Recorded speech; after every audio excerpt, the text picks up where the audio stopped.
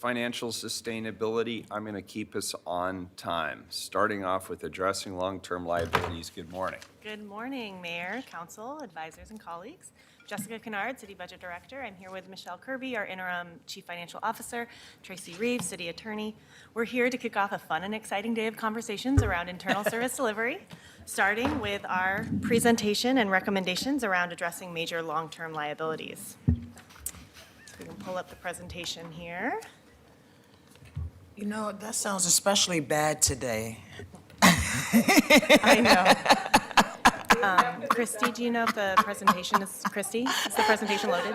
Oh, so just waiting for, see if our technology folks, thank you very much. Okay, So I would recommend, because we have a long agenda, that we do the presentations, hold Q&A for the end, and then I'm going to cut us off when we get to the end of the time allocated for that particular subject. So you have 27 minutes. Got it, Mayor. All right, so the City of Portland has several notable citywide financial liabilities looming over the next several decades that may threaten sustained and equitable service level delivery. As you know, binding city financial policy states that we as a city shall plan for these types of disruptions. These are obligations that are large, are often multi-year, and/or exist outside our typical short-term budget horizon. In many cases, these are obligations that involve multiple bureaus and require coordination that may or may not currently exist.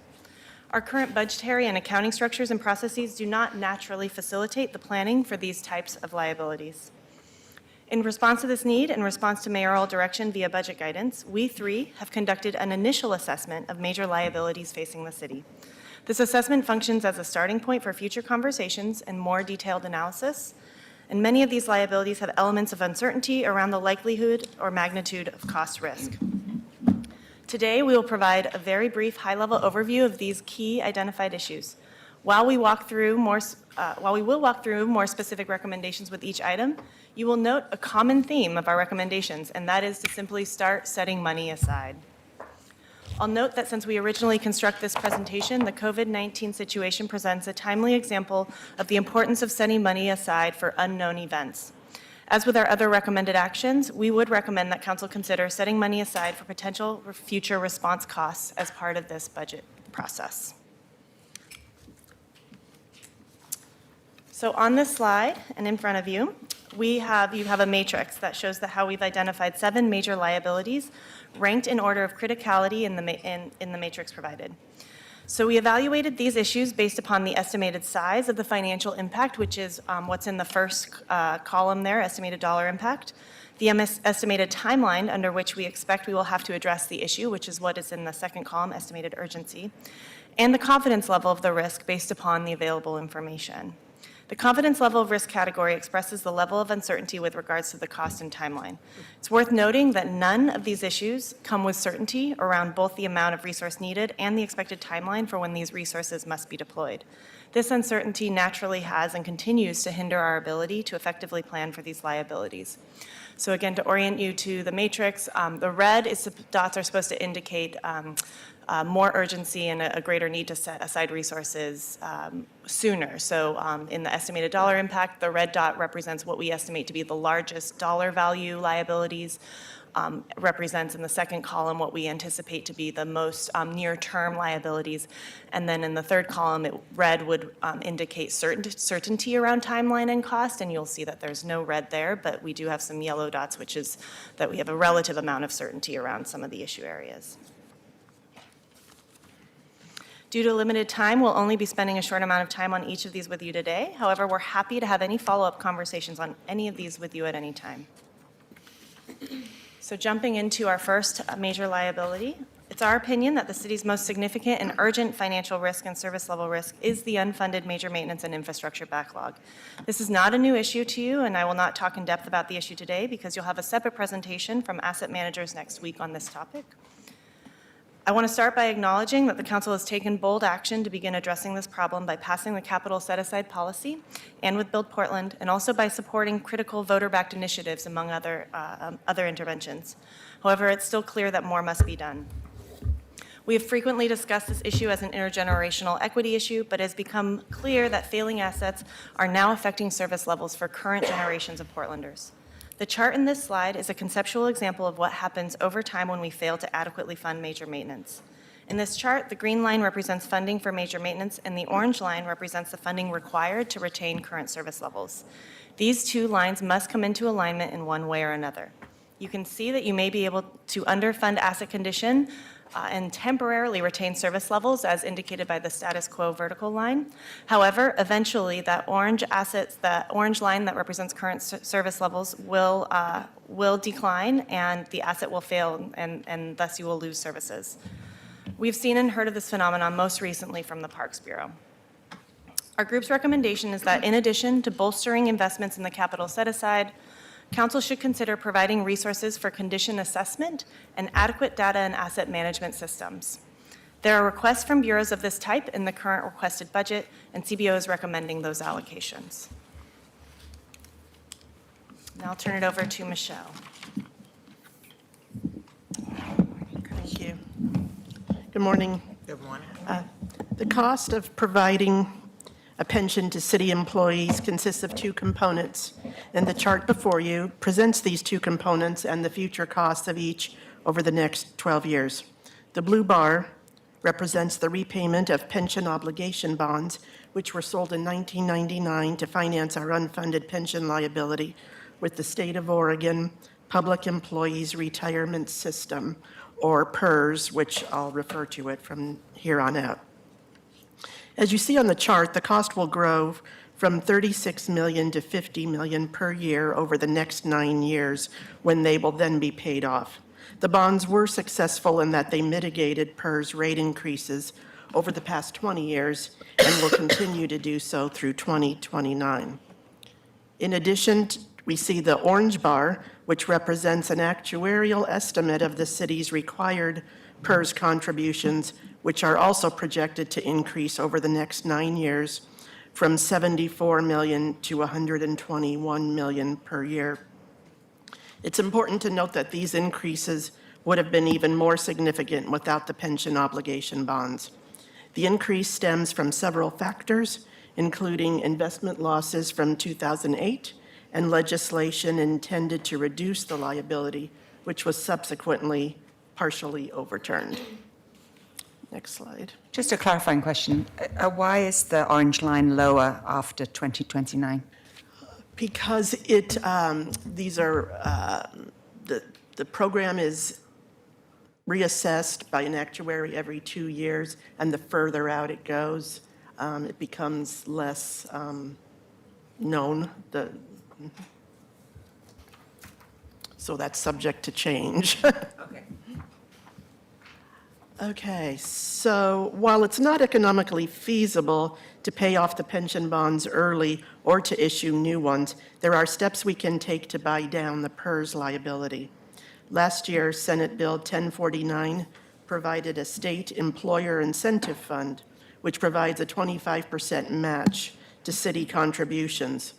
Although the initial funds were quickly obligated to other entities across the state, it is anticipated that there will be additional funding available for the program.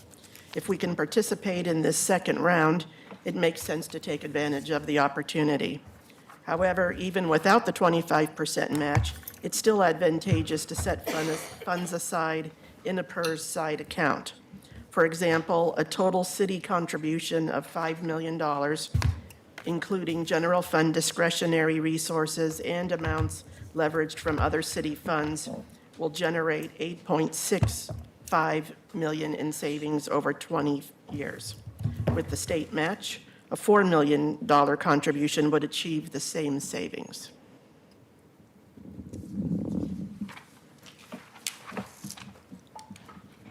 So now on to our third liability, which is an overview of personnel cost mandates.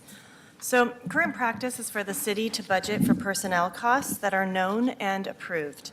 Examples of the types of costs that we routinely include in our forecasting and base budgeting are cost of living adjustments, contract-specific and council-approved wage increases, and estimated approved benefit costs.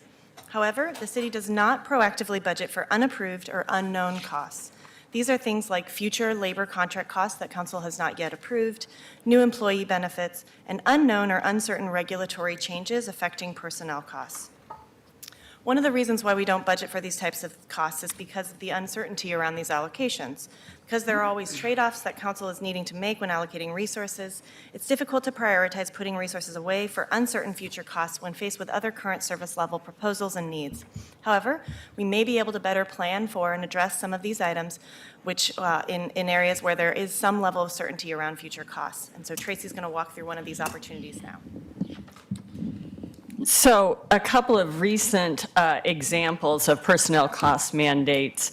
One, as you all know, January 2019, we came into compliance with the pay equity law. That was a mandate that we hadn't set money aside for, and that was a difficult hit. We know now, and we would suggest getting in front of the Paid Family and Medical Leave Act. That is, we must begin making contributions to that system by January of 2022. So we have some time to get ready. That is the most generous Paid Family Leave Act in the nation now. It expands the protections and benefits of expanded leave. And so their employers have options to either pay into the state's paid family leave insurance fund or create and run their own insurance fund. So we'll see the increase to the city's personnel costs as a result of this beginning in fiscal year 21-22. Can you hit the? Yeah, so we think that we should, for distinct known liabilities like the Paid Family and Medical Leave Act, which we know is coming, we should set aside dedicated money now to smooth the costs over time. We also have there will be mandates that we aren't anticipating yet that will undoubtedly come down the pike. In addition, as mentioned, we know with collective bargaining, it's difficult to predict what those costs will be, particularly for strike-prohibited unions, because, as you know, with strike-prohibited unions, if we don't end up reaching a negotiated resolution, we go to an interest arbitration where the arbitrator picks one side or the other. So we don't have ultimate control there. So we would recommend, in addition to setting aside funds for known distinct liabilities like the new Paid Family Leave Act, that council also consider setting money aside for unknown future personnel costs resulting from both unknown mandates and future other increased costs that can't be predicted with certainty. And I just wanted to add with regards to the Paid Family Leave Act, as part of the City Budget Office's recommendations, we are recommending allocating just under $1 million of ongoing resources in next year's budget to begin setting aside resources for that liability. Those resources can be pulled back on a one-time basis, sort of bolstering the available one-time funds because they're not needed next year, but that is our recommended allocation. We are working on a more detailed cost estimate. Initial cost estimates indicate that we will likely have a cost of at least $1.3 million in general fund allocation just to cover the leave payout costs. So stay tuned, more information will be coming on that.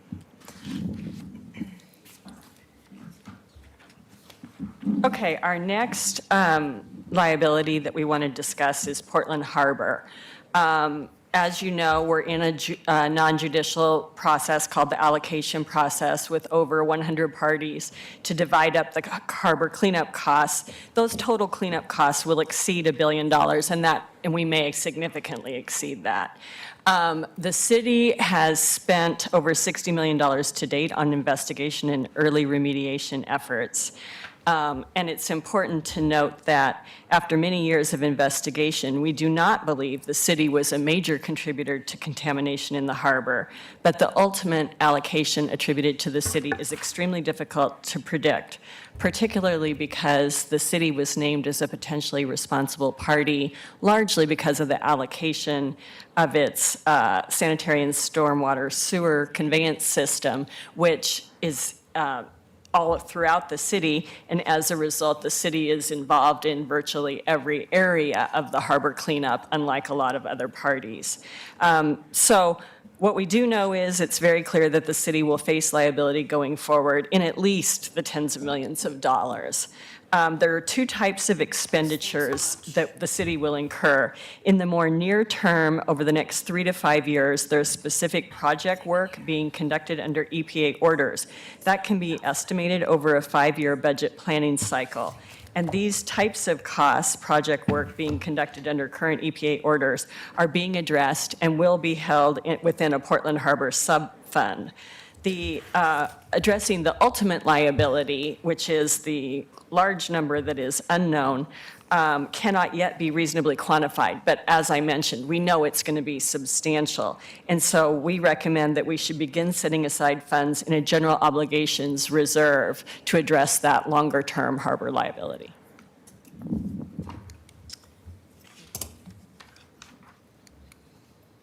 You're up again. I'm sorry. Okay. And then another area is citywide legal liabilities. Obviously, the risk management fund is our general tool for managing city tort liability. But in the last few years, we've seen an uptick in cases that do not fit comfortably into the risk fund model of self-insuring for tort liability. The risk fund generally covers torts, which are generally those things alleged to have been done by city employees in performing their governmental functions, whether it's a car accident or a sidewalk problem or a police use of force case. All of those are addressed through the risk fund. But we're seeing, as I mentioned, an increase in litigation that doesn't fit neatly into this model, including litigation that's challenging some of the council's policy legislation.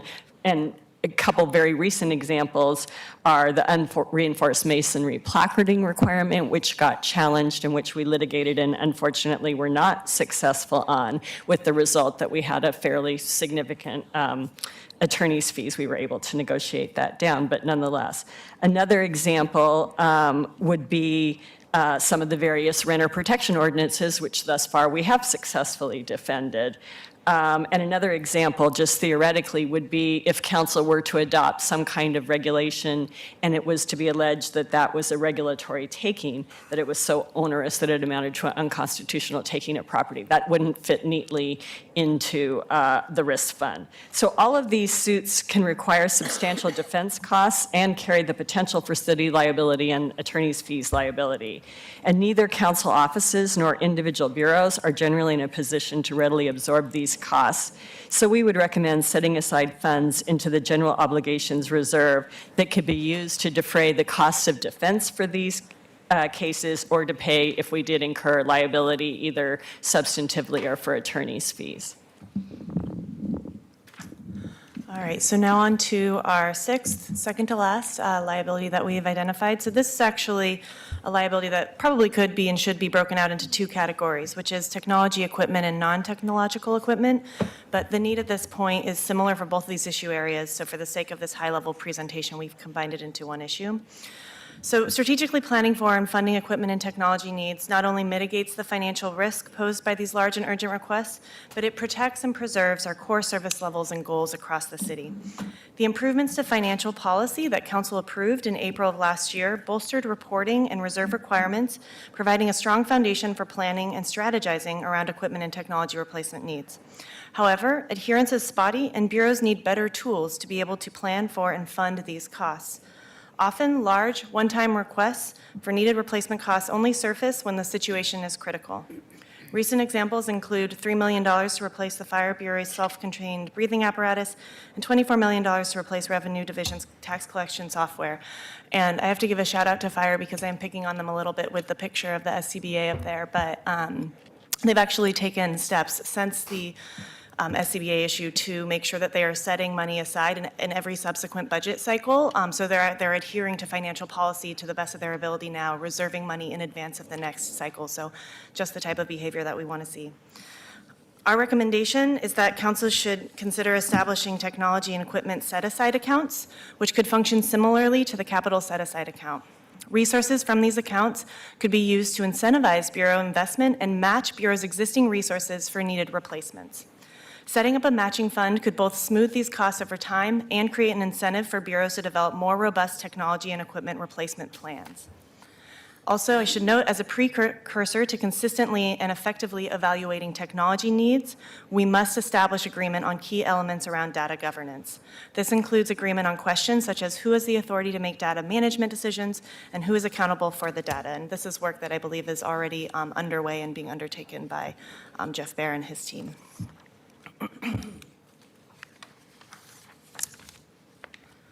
So finally, our last liability that we've listed here is related to the Columbia River levee system. So for much of the last decade, several bureaus in the city have participated in the Levee Ready Columbia Work Group.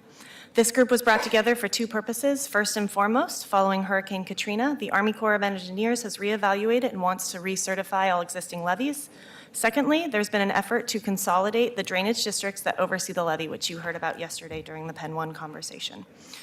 The city has supported funding studies and staffing related to these goals and is expected to continue to partially fund these efforts.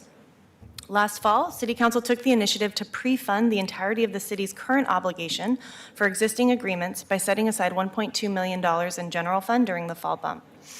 However, we've recently learned of potentially significant costs associated with the next and future phase of levee work. The situation is dynamic, and uncertainties around ultimate liability size and the timeline associated with those costs persist. We recommend that council begin setting aside available one-time resources as soon as the approximate magnitude of the costs are identified. So, in conclusion, just to revisit and summarize our recommendations, there are a handful of actions that we would recommend that you all consider taking this year as you develop your fiscal year 2021 budget.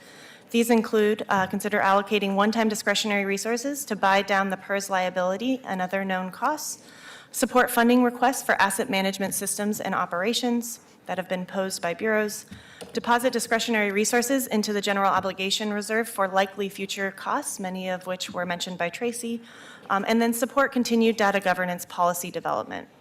In future years, we'd also encourage council to create and adhere to long-term funding plans for these large liabilities once more firm costs and timelines are known, and then also establish a technology and equipment replacement reserve or set aside. That concludes our presentation. We are available to take questions. Questions, 5 minutes worth.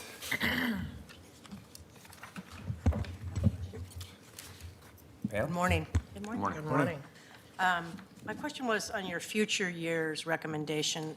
Is there a reason why you're waiting, or you put the technology and equipment replacement reserve as a future concern? It sounded pretty, Yeah. right now to me when we were talking Yeah. about at least the fire equipment last year, and I'm sure there are a lot of other similar kinds of equipment. Yeah, I think so. The critical distinction here is having two kind of different paths, one for technology equipment and one for non-technological equipment. I actually would recommend non-technological equipment. Action can happen more quickly on that. For technological equipment, a precursor to creating a set-aside account or allocating resources has to be getting some of those data governance policies in place to make sure that those resources are allocated in an effective manner. And are there, is there a large technology backlog for updating? I mean, it's like happens every speak to week, that. there's something new, right? Yeah, the Bureau of Technology Services Capital Improvement Plan is long, and it's always a struggle to prioritize it. And we have a Technology Executive Steering Committee that works on that for an annual work plan and prioritizes efforts. But yes, it's safe to say we have a pretty big backlog of needs for the city. I wanted to point out that on data governance, the council asked me at the end of the 311 work session to come back with some ideas on how to kind of streamline decision-making for the new website. 311 and data governance, we're almost there on a proposal for council on that. We want to make it much easier to make decisions and prioritize among data, and so I want to echo what is being recommended here. And I also want to clarify, there's two distinct issues, particularly around technology. There's technology that's managed on an enterprise-wide level by our central services, by BTS, but then bureaus individually have their own software and their own technology. And so it's the latter that we don't necessarily have a good sense around what's needed and how we're planning for those types of replacements.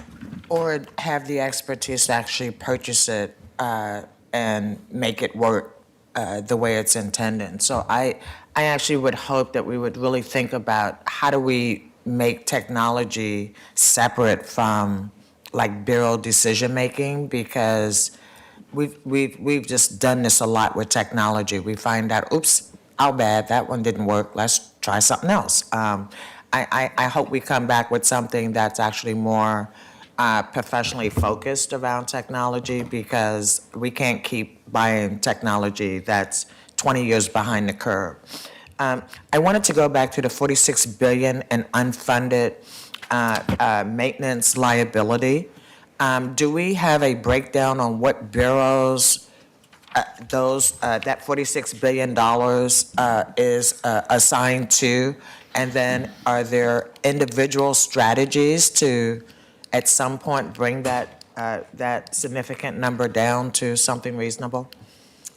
Excellent question. Thank you for the question, Commissioner. So just to clarify, the portfolio valuation is $46 billion. my bad. That's the Okay. value of the portfolio of the assets that we have a valuation on, not necessarily the funding gap. The funding gap is sizable. It's in the hundreds of millions of dollars annually. It's in how much? It's hundreds of millions of dollars. It's between 400 and 500 million. Okay, that's better than 46 billion, but, Yeah. but not by much. There are a variety, yes, we have the information broken out by bureau, and there are a variety of different strategies that the Capital Asset Management Group has presented to council in the past, and I'd be happy to bring them forward and share them with you separately. I don't want to jump the gun on the presentation that they're going to give next I week. appreciate that, but there's a difference between bureaus who are self-funded and bureaus who are totally reliant on the general Yes, fund. yes. And so we have to talk about those differently and not assume that everybody has equal opportunity to correct those liabilities. Absolutely. Go ahead. Mine's about the paid leave. Do you know, sometimes when the state sets up a fund where you have to pay, it's usually through a payroll tax, I'm assuming is what they're doing. Do you know how much that rate is? Have they set a rate? Yes, they have, and I can get you that information. I think I didn't bring that piece of paper with me, but do you have it? Okay. Yeah, so I believe the established contribution levels is assumed to be 1% of payroll, but there's, 1% of all employees' payroll, and the minimum contribution from employers is 0.4%, with employees picking up 0.6% of that split. I used to work for a company that had a California office. They have a short-term disability that included paid family leave, and it was a lot less. It might be worth lobbying for the state to look at a program like that, and it would help reduce everybody costs, because everyone would be paying into it and everyone would have the benefit. And if I might follow up on that theme, not now, but when Kathy Bless is available, when you've had time to look at the numbers better, I'd like to know, since we already provide 6 weeks of paid parental leave, would it be cheaper for us to run our own system rather than paying into the state system? Yeah, we've begun looking at that, and I know that BHR will be available to address that. It doesn't look like it. It looks like it would be cheaper to do Okay. the state That would be system, and good it would to- also reduce our unknown risk of it being higher than what the amount we'd pay into the state system would be. Commissioner, for instance, since the entire Office of Management and Finance team will be here in just a short period of time, you'll be able to ask that question and get it answered. As I said later, I think it's a longer conversation, but thank you very much. Yep. My other question, I've got one more question. Yep, okay. And this again doesn't have to be answered now. This, would it be cheaper, Chief Financial Officer Kirby, for us to pay off the PERS bonds versus setting aside PERS equity? Yeah, thank you, Commissioner, for that question. We looked into it, and it's not feasible to pay them off early. Okay. And then the last one again is for Unfortunately. later. I noticed Director Jordan sitting in the back there. I'm going to want to have some information if we don't adopt the infrastructure amendment on the residential infill project. How much extra does that add to our ongoing liabilities for city-paid infrastructure?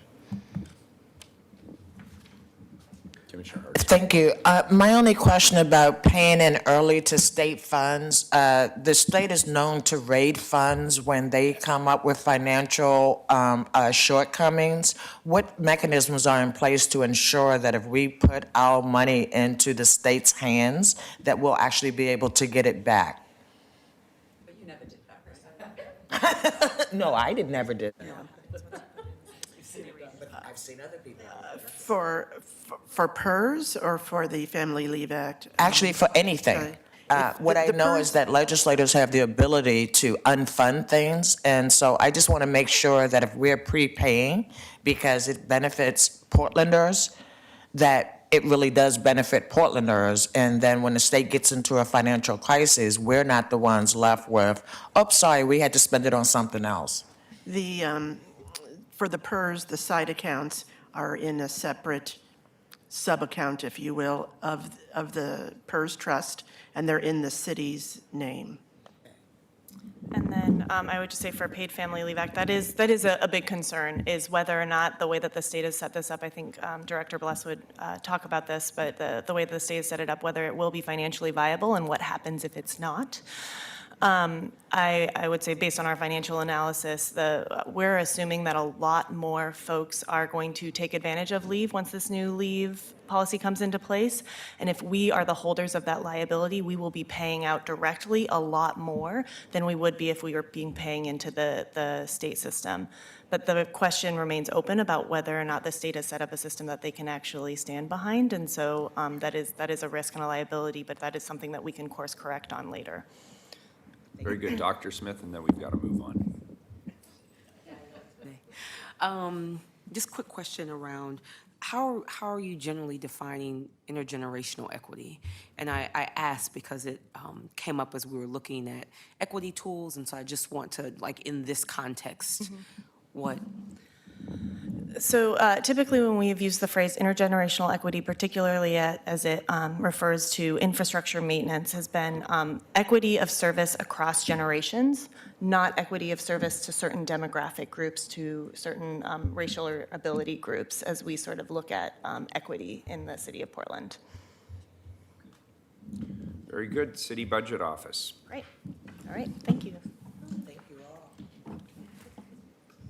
That's good. Yeah, I wish we didn't have such a Right, constricted so schedule. we'll be starting with the City Budget Office one-pager, as we've started with our other bureau presentations. The City Budget Office's requested budget is,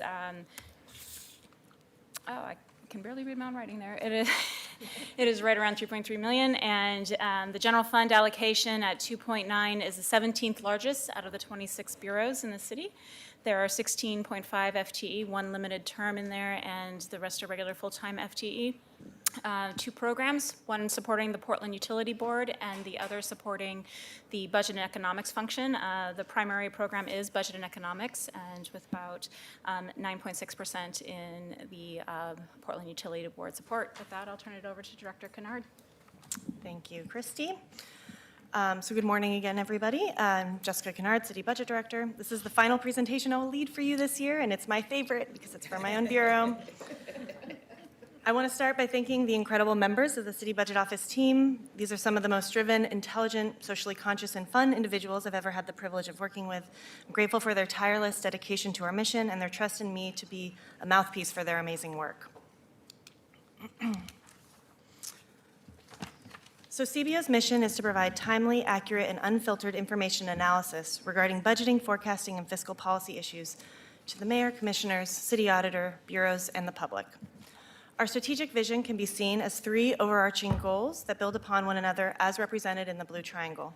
The foundation of our work is to ensure the city's compliance with budget law and to provide adequate fiduciary oversight of the general and cannabis funds. This is the role and function of your basic budget office and entails a significant amount of work coordinating and preparing budget processes and deliverables. However, as a central independent budget office, we're uniquely positioned to leverage our existing staff and build upon this foundation to provide enhanced public value to city leadership and the public. CBO seeks to generate this public value by empowering decision makers to maximize the achievement of city goals in the face of constrained resources. Ultimately, our highest goal through these efforts is to facilitate a well-functioning, equitable, and resilient city. Many of the key challenges to our Bureau's operations are not unique to us. For example, as a small Bureau, we have limited flexibility to absorb significant changes. This is true both budgetarily and operationally. We are also the owner of major citywide processes and systems. So, for example, we need to ensure our processes and systems are well documented and supported to ensure consistency of service in the event of even a small amount of staff turnover. As with other central service bureaus, our success is often contingent upon the work of others. Rebecca. Yes. I was already, I don't know where I am. Okay, red tab, Yeah, this, red tab, over. This was from yesterday. Yes. And my red tab is from yesterday, so, Yes, that's okay. The red tab indicates the beginning of work session materials. okay. And then, so we are on they're in the order of the days. We're on the third day, so it'll be probably 10 tabs in or so. You'll see City Budget Office. City Budget Office.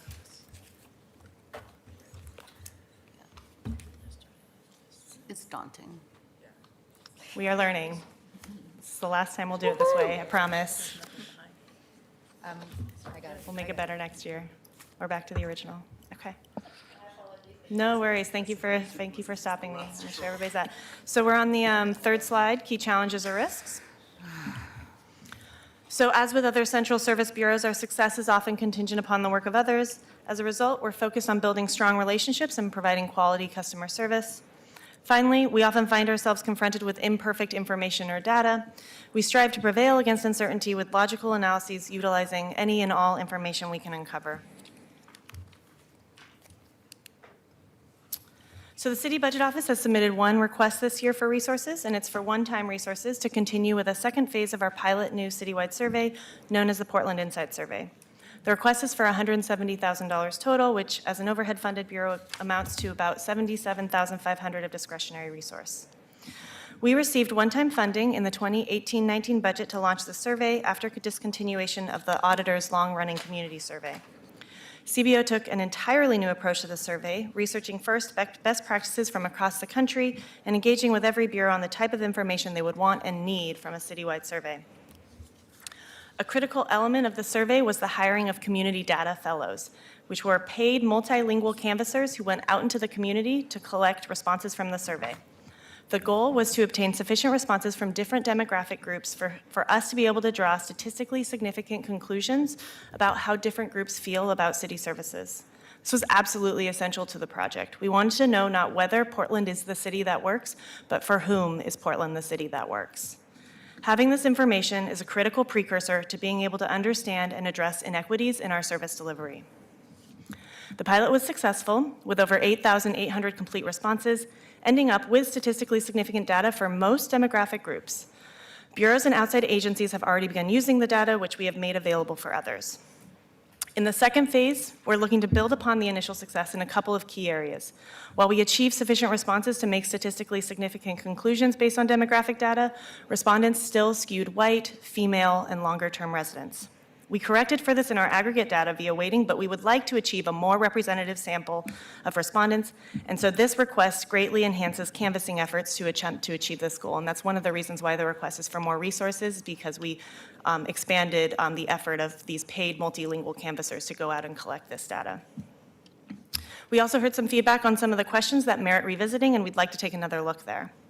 While this first year demonstrated value and success, we felt like it was important for us to try the second phase, refine the deliverable, and get a first glimpse at trend data before council weighs in on whether this is something that merits ongoing funding.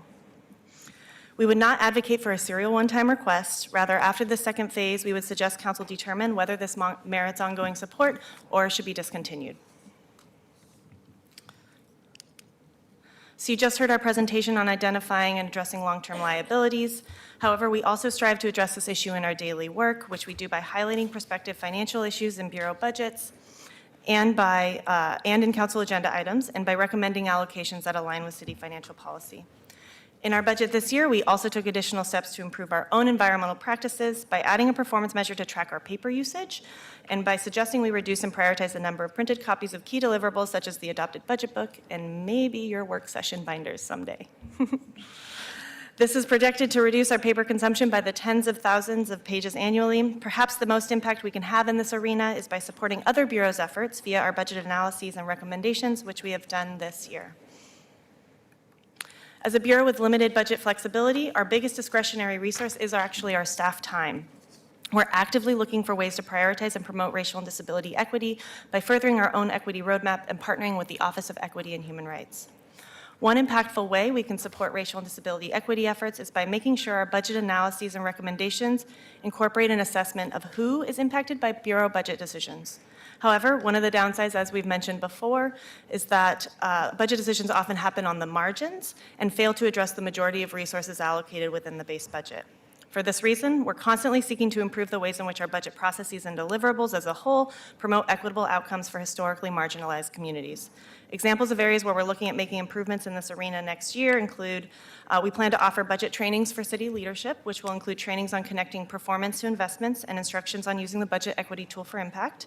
We will continue to work with the Office of Equity and Human Rights to improve and refine our budget equity tool and our incorporation of budget information into Bureau budget requested documents.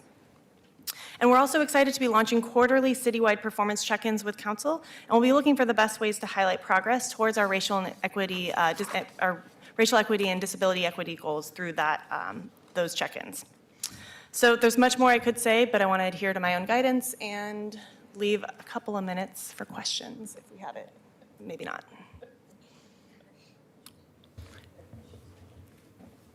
Thank you, Jessica, now that I found it. So which you should be very proud of the survey. That's a big deal for the city. Thank you. I hope that we continue doing that. Are we going to hear a report on the findings? So we did come to council and give a report last fall, but I would be happy to give you a private sort of report as well. So and if you could send that to me, Absolutely. that'd be great. And what, just one thing that if you remember, I'm sorry, this is not a budget question, who is it not working for, the city? I'm trying to remember the specific questions. Shannon, come up here. Yes, thank you. So there were a whole host of different questions that tried to get at folks' perception of different city services.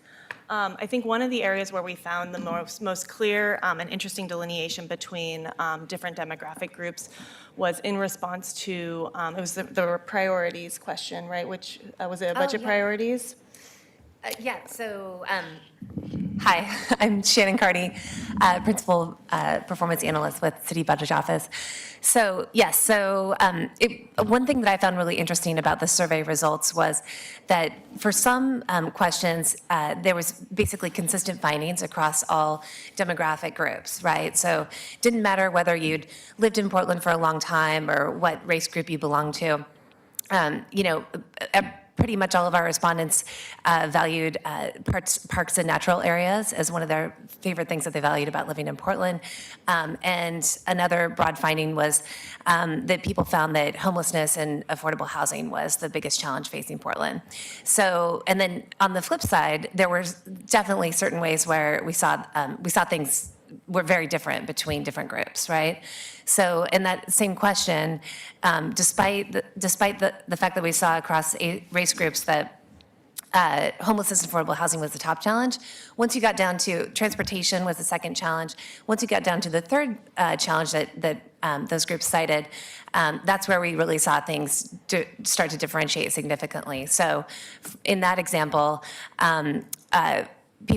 respondents that identified as white chose police services as, and this is actually I'm mixing questions here, sorry, as budget priorities. So those were pretty similar questions. What are the top challenges facing Portland and what are the budget priorities where the city should invest its dollars? And really different groups chose different things. So Black and African American respondents chose economic development, whites chose police services, and people identifying as mixed race chose parks. So that was one thing. Other areas, I mean, you specifically asked where are things not working, and we did see, we were able to do some findings on people with disabilities, and we found that those people were more likely to say that they were not satisfied with living in Portland, and they were not able to find a job that could support themselves and their family. So certainly there was a breakdown in terms of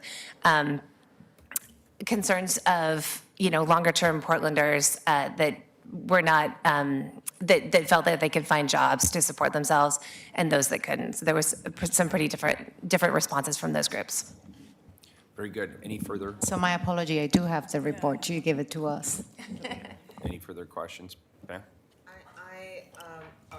I also hope that we will continue the insight survey. I thought it was a broad enough survey that was very intentional about engaging communities of color, overrepresenting communities of color because they're so normally not included in numbers enough to really have a sense. So I hope we will continue to do this. I thought that was an excellent first survey. I think we all had some opinions about some additional questions or maybe how some questions were asked. But overall, I think it's a good way to mark if we're headed in the right direction.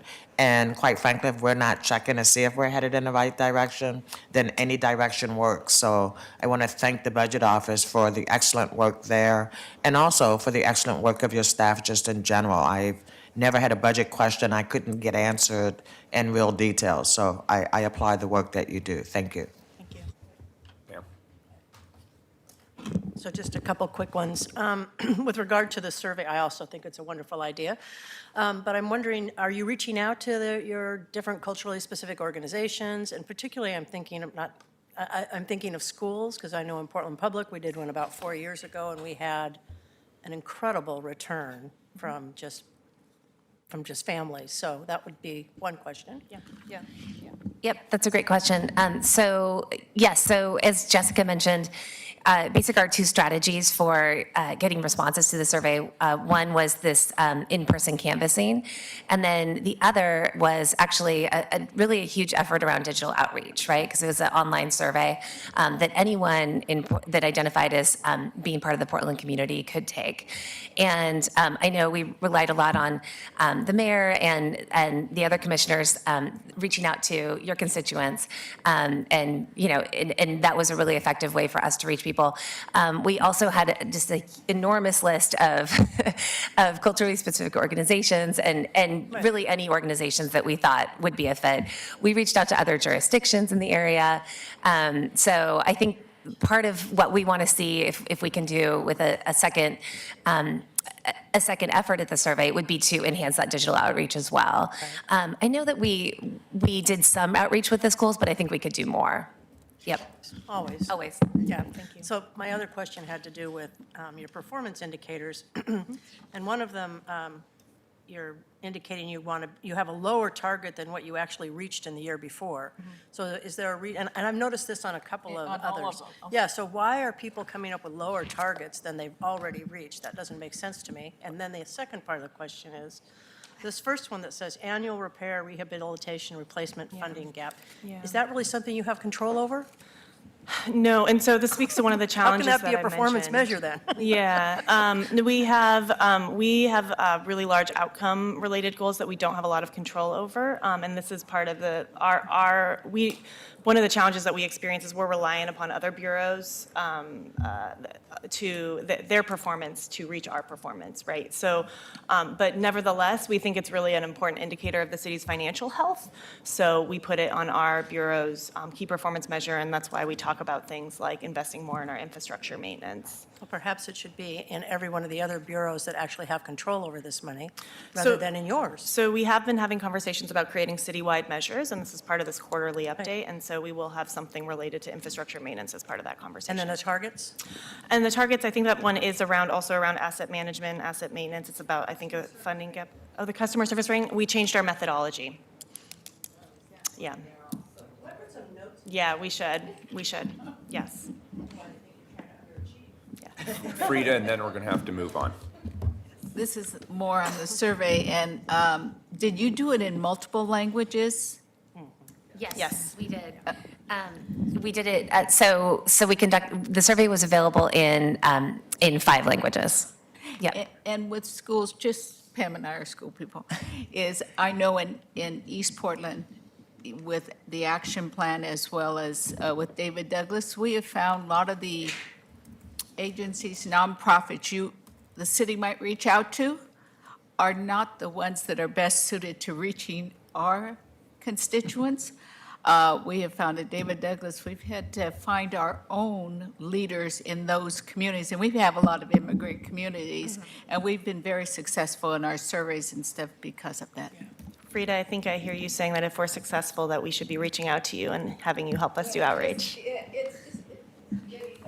Yeah, so this sounds like an Great. implementation question. Yep. I'd be happy to have Frida's input on this and Pam's because they are invaluable resources in this regard, but we need to move on. Absolutely. For your Thank you, Mayor. Thank you, presentation. Council. Next, the Thank City you, Advisor. Attorney's Office.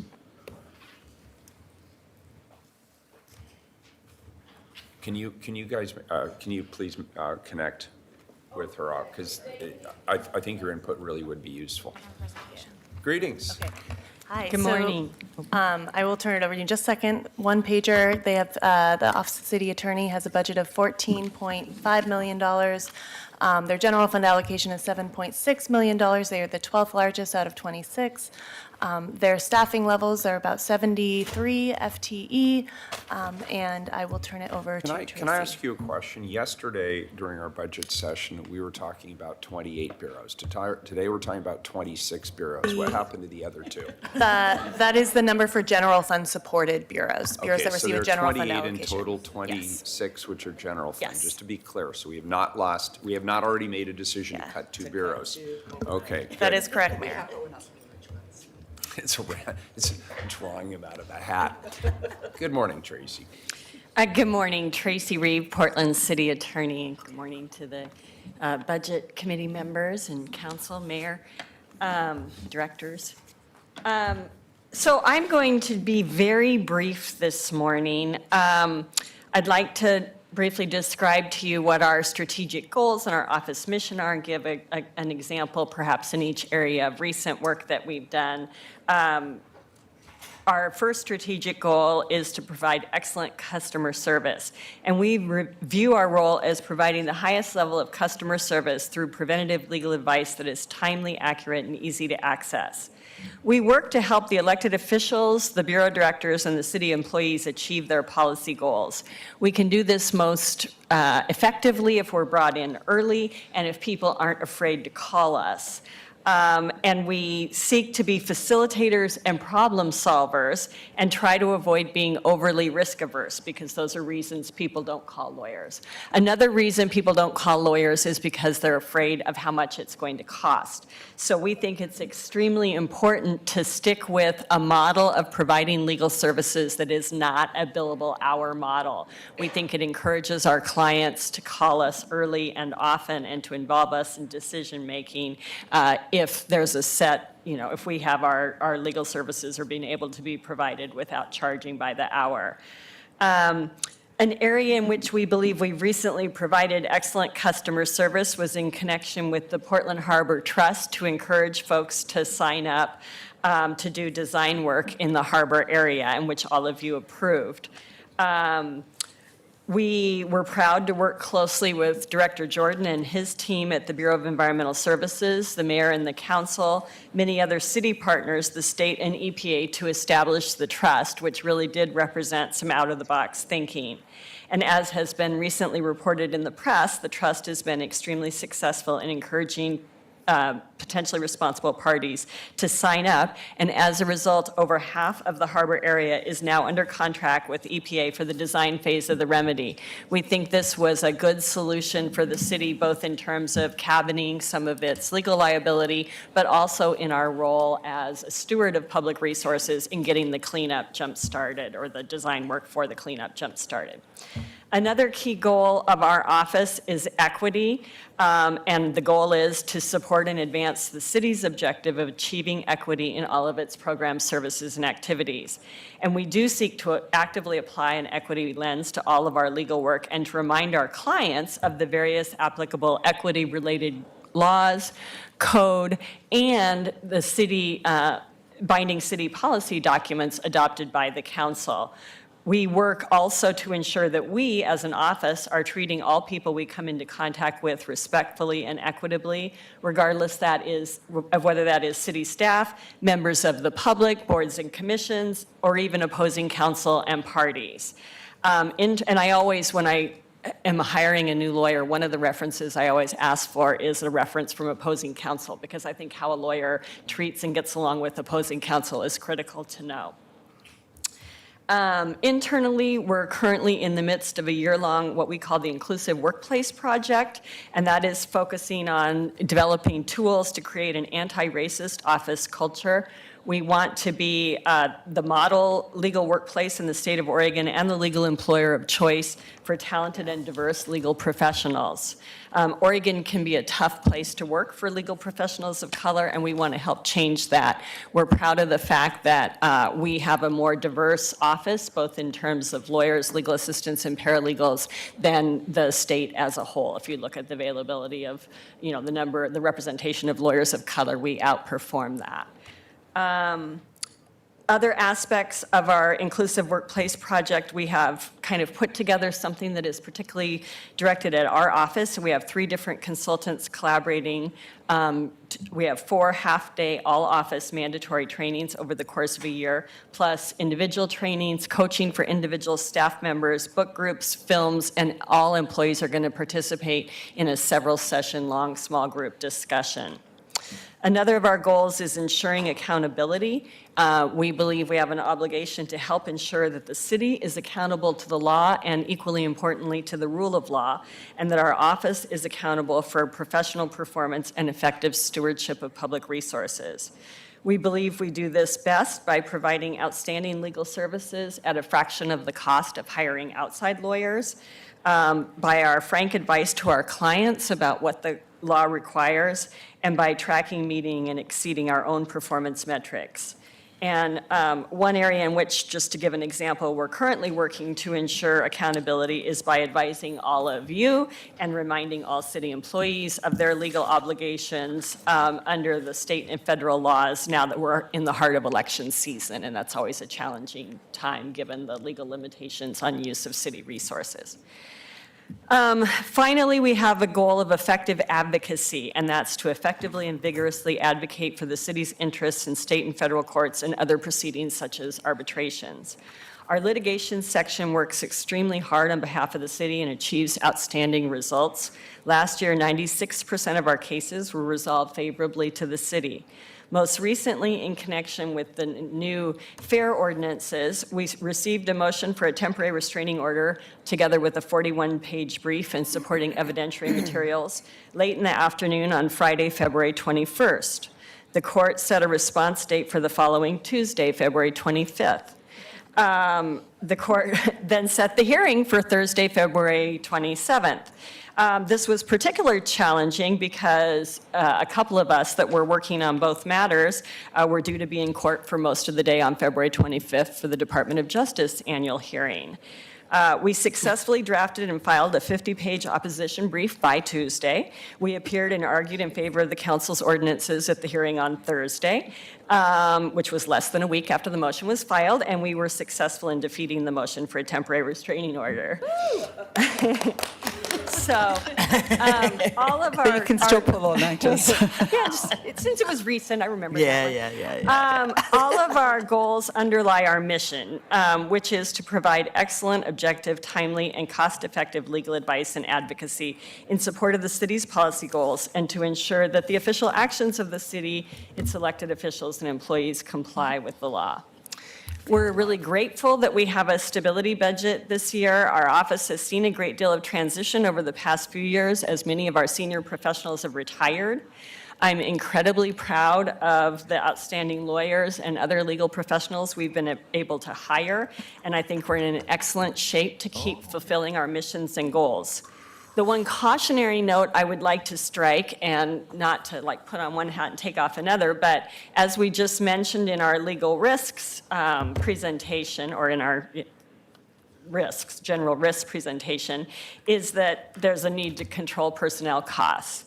A competing need is the ability to continue to attract and retain outstanding talent. And before the new class comp study was adopted, we had reached a point where our salaries had sunk below market, and for the first time ever, we were having a hard time hiring the people that we were making offers to because of where we were. That got addressed in class comp, and we're like, yay, we have room, people can, go up again, and that was great. Now, because of personnel costs, we're looking at a freeze. That's, completely understand and are on board with that.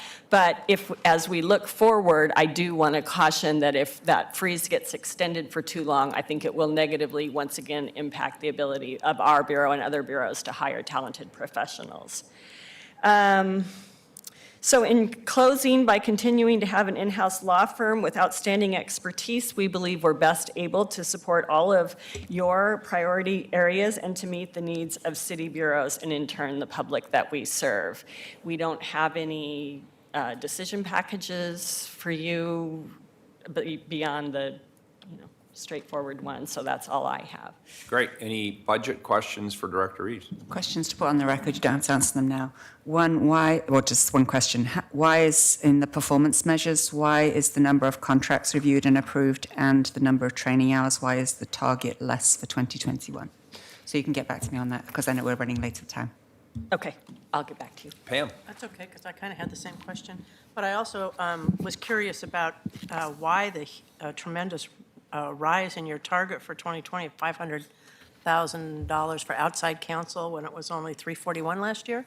Are you expecting something big happening, or are you just looking at prior years where it was And higher? with me is Christine Jividen, who is our office's incredibly talented budget person. You're just looking at those prior years, aren't you? Yeah, it's more of an estimate. We do track each case and what the attorney's best estimate on those hours. So it's kind of a combination of prior history and existing cases. We never know when a conflict's going to arise, so we have to build in a little for that. But it's a target. That doesn't mean we want to reach it. That just means that's about the top. Is this the outside counsel for police? Is that what a large chunk Outside is? counsel, occasionally it's in conflict. Sometimes we need an outside counsel for an officer in a police case. Sometimes, less frequently, but occasionally, we need an area of expertise that we don't have. So on occasion, we hire intellectual property counsel or, some specialized counsel. But for the most, it's conflicts counsel. Oh, and bond counsel's always in there, and that will always be an expense because it's appropriate to use outside bond counsel. But the city council was very intentional about putting money aside for an outside attorney for the police contract. So that is why we anticipate next budget cycle that we will definitely use some of that money that has been set aside for that purpose. Dr. Smith? Just really quickly, thank you, Tracy. Do you have some place where you talked about sort of the diversity of your staff and that sort of exceeding what it looks like, right, in other places across the state, like where that lives? Yes, and so we've done internal graphs and charts for our own use on what the, ethnic and racial makeup of the Oregon State Bar is versus our attorneys, and I would be happy to provide that to you. I'd love to see that so we could support your efforts. Thank you. Great. Next up is FPD&R. Thanks, Tracy. Thank you. Thank you. Morning. Good morning, welcome. I'm Sam Hutchison, Bureau Director for Fire Police Disability. Okay, there we go. Okay, I'm Sam Hutchison, Bureau Director for Fire Police Disability and Retirement Bureau. And then with me is my Deputy Director and Financial Manager, Stacy Jones. I'll just give you the quick overview up front of our goals and challenges. Our goals, which have remained, the first one has always remained the same, is the core of what we do, is we provide pension and disability benefits in a timely and compassionate manner. We pride ourselves on the customer service we offer all our members, both for disability and pension. And we always are exemplary stewards of public tax dollars. You'll see with Stacy, she does her presentations. We monitor all our expenses, its impact on the tax levy, and we're very much aware of the impact on the citizens for our FPDR tax levy. Strategic goal, one of the things that we've decided to do over the past few years is start getting more into more technology. We've got younger members coming up that are they're even past the Nintendo generation. They're very much into expecting speed, convenience, customer service, technology-wise. So we're looking how to upgrade the website along with the city, offering more services via the website and more document exchange with them and with our providers. And we're also looking to do some technology internally for our staff, again, to improve efficiency and security as we move ahead. Strongly wanting to move away from paper because disability is extremely paper intensive, and our goal is to stop generating new paper sometime next year on that. Challenges and risks that we have is we have two funds we're funding, so to speak, when we do this. We have our FPDR fund, which covers our FPDR 1 and 2 members, those hired before January of 2007. That's pay-as-you-go, so we're paying that money out today for the people that are retiring today. And then for those hired 2007 and later, they are in PERS, so we're paying money into the PERS fund today so they can draw the funds in the future. So we're stacking two funds on top of each other, and eventually as more and more employees are hired after 2007, you'll see the FPDR fund begin to decline, and Stacy will show you that on one of our charts here. Another challenge we have is the contracts for both police and fire are being resolved after they expire. So we have to freeze all their benefits based on the last contract, but when the new contract comes in, we have to recalculate, okay, who does that new contract impact? Who has to get updated in benefits? Does it have to be retro? That tends to be very hands-on and manually calculated. So it seems that this is becoming the new norm for us, and this can be extremely time-consuming for us. And then we're also seeing with those contracts some significant increases in base pay above and beyond COLA. And again, if the higher pay means higher benefits for disability and can be higher pension benefits, whether they're under our plan or the PERS plan. And PERS contribution rates, I think everybody's aware of that. Those rates are continuing to go up, so those are upward pressures on our expenses. So decision points for the council are none, and just for the people here, we are one of the two non-city fund. We have our own fund, our own tax fund. So, Stacy? All right, Stacy Jones, Deputy Director. Whoops, too fast. I'm trying to go fast, but oh, this thing is like a hair trigger. Okay. So virtually all FPDR costs are funded by the FPDR dedicated property tax levy, which is separate from the city's general government property tax levy. And it is capped at $2.80 per $1,000 of real market value in the city charter. So what this chart shows you is the FPDR RMV rate. The blue line with the dots shows the rate for the last 5 years, the actual rate. And the orange triangle line shows the projected rate for the next 5 years, which is based on Josh's numbers and our numbers sort of put together. But because we are totally dependent on the tax levy to fund all of our costs, and because our expenses will grow at a very high rate through the early 2030s as we simultaneously fund 2 generations of sworn pensions, we hire an independent actuarial firm to basically stress test this levy every 2 years. And the brown line and the green line are essentially the results of that stress test. So the brown squares show the actuaries estimated their projection of what that FPDR RMV rate will be at the median probability. And the green line shows their projection of what the rate will be at kind of a worst case probability. So the takeaway from this slide is that even in our highest expense years in the early mid to 2030s, we are well below the $2.80 cap. So concerns about that tax levy being insufficient to fund FPDR costs are receding, mostly because real market value has, gone nuts for the last 10 years. Moving to the next slide, I know you all have a chart that shows our expenses by major object category, but this pie chart shows our expenses by benefit type, which I think is a better way to look at the FPDR budget. What I want you to take away from this slide is that 91% of our expenses are for benefits that are defined in city charter and are non-discretionary.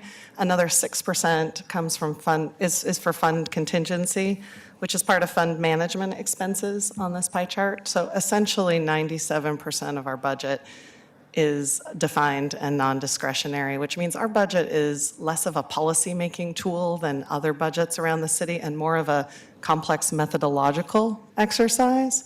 So I think that's important for council to understand. So speaking of methodological exercises, this is like well, what this apparently is my attempt at creating abstract modern art. As I look up it up on the screen. Maybe I can sell this for a lot of money to the Portland Art Museum. That would drive down our tax costs. What I've tried to do here is show all of the major assumptions that play into our budget and which parts of our budget they impact. So the blue dots are the pieces of our budget. The orange and yellow dots are all of the different factors that drive costs in those categories. And then the big red dot in the middle is sworn wage increases, because those impact virtually every aspect of our budget. They obviously drive up PERS contributions because those are a percent of pay.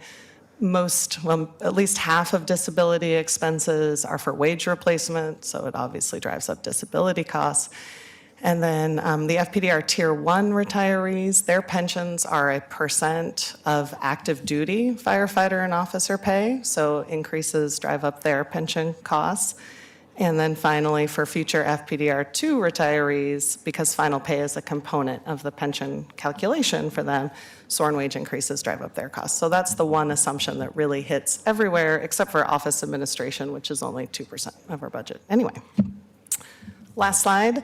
If I were to say 3 things you should know about FPDR's budget this year, the first is that pension costs are continuing to increase for the FPDR Tier 2 retirees and for PERS contributions, but that is planned and intended and a consequence of the 2006 reforms that Council enacted, which yield, they're the kind of, that's the kind of decision finance people love to see. Short-term pain, long-term gain. Future generations of taxpayers will benefit from this generation switching over to a pre-funded pension plan. So costs are increasing, but that's what should be happening. Everything else is stable or declining. And the final point is that we have more uncertainty than usual in our budget this year, and that is primarily because all 3 sworn labor contracts are open for July 1 and forward. So that creates more uncertainty, but we also have uncertainty in out years around PERS contribution rates. I think that's actually an upside risk, but we'll see how the litigation plays out. And some uncertainty around police hiring. We've budgeted for very aggressive police hiring, and we'll see if that plays out. So those last 2 are more upside risks than downside risks. Any questions? Commissioner Fritz, Pam, do you have a question?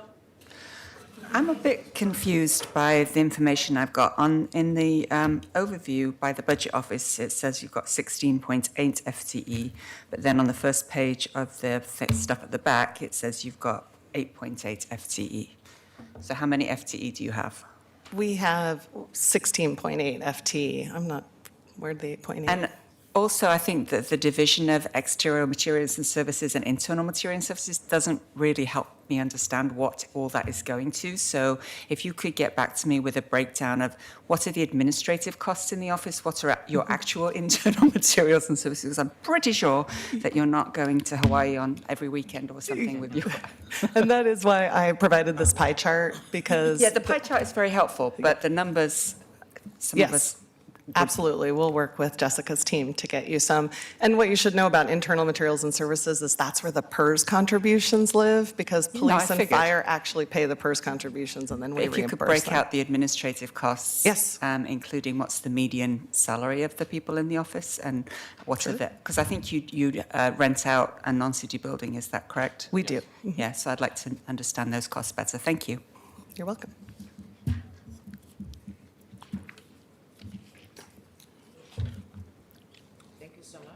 Okay. Appreciate it. Thank you. All right, we are scheduled to take a break until 11 a.m. We'll see you at 11 a.m. Oh, yeah. This is-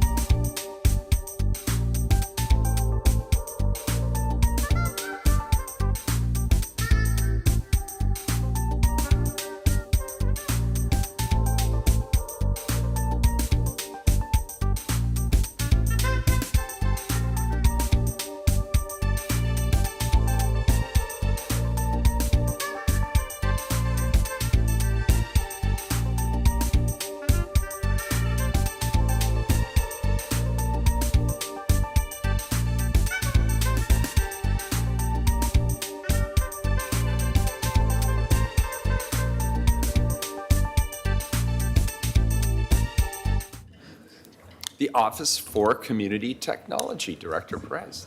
Good morning. My name is Elizabeth Perez. I'm the current interim director for the Office for Community Technology. So for those who don't know, OCT has really two main functions. We manage access to the right-of-way by utilities, and we work to ensure digital equity for all Portlanders. And there's a lot of major changes that are happening right now in these two realms. So first, throughout the years, we've passively managed the right-of-way. That worked for a really long time, but due to changes in technology and policy, we need to switch from passive to more active management of the right-of-way. In addition, the reliance of the city and our residents on technology to accomplish basic tasks presents a lot of challenges when individuals and families lack resources for devices, internet to the home, and basic digital literacy training. But we're here to talk about the budget. So I want to talk a little bit about our staffing. Throughout the years, we've remained a relatively small organization despite changes in federal policy and the city's reliance on right-of-way funds. This year, OCT has 10 FTE and a temporary accounts coordinator, and next year we're asking for 12 full-time employees. The work that we do is pretty complex. There's a lot that happens with it, but we've managed so far. We have taken it upon ourselves to turn some of our current funding into turning the accounts coordinator position into a full-time position, so we're not asking for anything there. Since we've had this temporary position, we've seen some short-term measurable benefits, which help to increase the efficiency of our program and provide better service to our customers. We do have one budget ask for the next fiscal year, and we would like a financial analyst. In accordance with the mayor's guidance, we would provide half of the funding. CBO did recommend the position, which I thank them for. They did not recommend the funding. And that is due to some of the relative underspending we've had in the past couple years. I will say that the last 2 years aren't really a good measure of the funds that we need for the Bureau. We've been in transition, we've had several vacancies, and we've had other complicating factors that have stalled our ability to move on critical issues and spend these funds. We also continue to face uncertainty in the regulatory environment and legal landscape. So again, we're just really uncertain as to what we need the funds for in the future. But OCT currently has 3 program offers. About 70% of OCT's budget comes from the general fund, with 30% coming from member jurisdictions of the MHCRC for admin costs.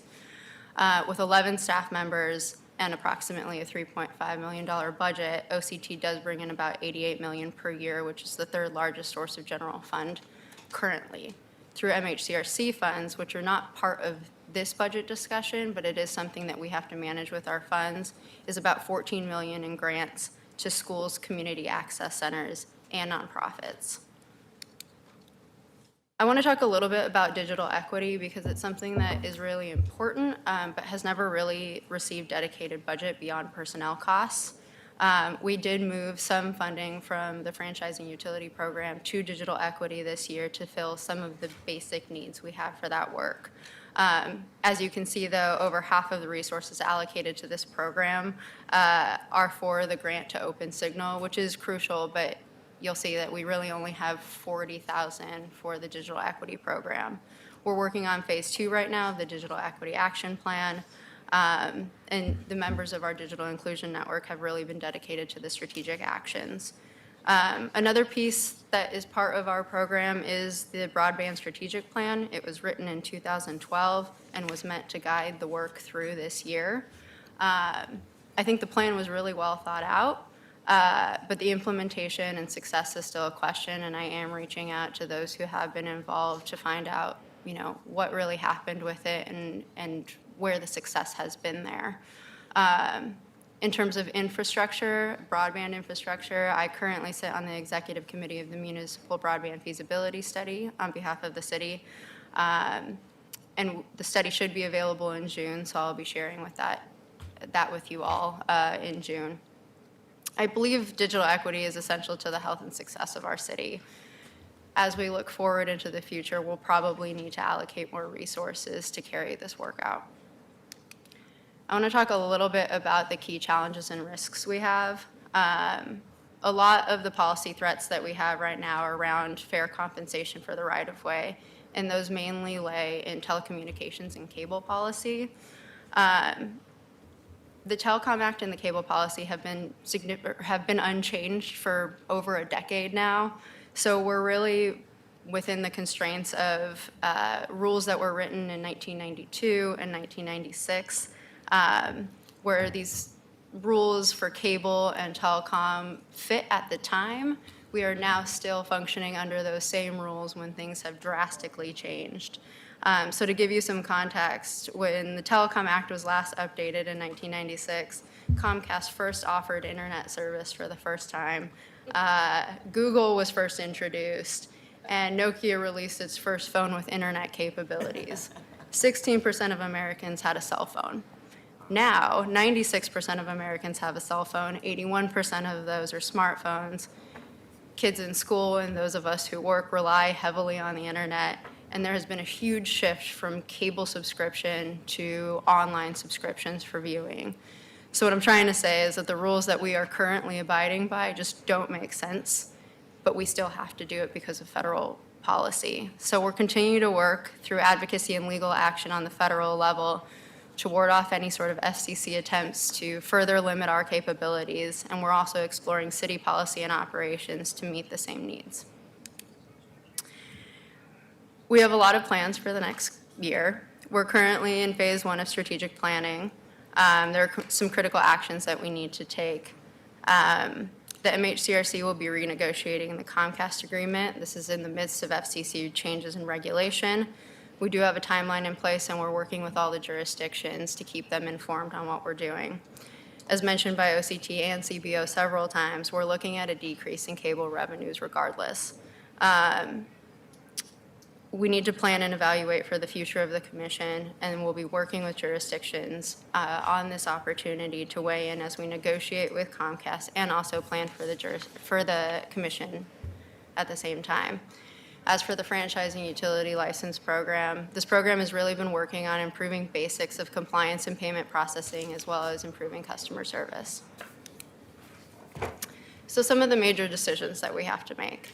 I started full-time in the office in July 2019. In that time, we've moved from a few vacancies, which is really significant in an 11-person bureau, to only missing the director position. We've contracted with OMF for budget, accounting, and personnel, but OMF and OCT agree that we need a dedicated position. And we've been functioning as a standalone bureau with unclear direction of the authority of this office going forward that needs to be clarified through code changes. So in addition to the financial analyst that I've already talked about, we really need a director. The responsibilities in the next year are really significant. We've got to lead the negotiations in the Comcast franchise. This amounts to about $7 million in franchise fees and $4 million in PEG funds per year. We need to oversee changes in the franchising utility program process from negotiation to the audit. We need to defend and advocate for the interests of the city of Portland in the small cell and 5G deployment and other FCC cable changes and telecommunications law. We need to review the broadband strategic plan, and we need to complete the process for the OCT strategic plan. I have been leading the bureau for a few months, actually over a year now, but we really need 2 leadership positions.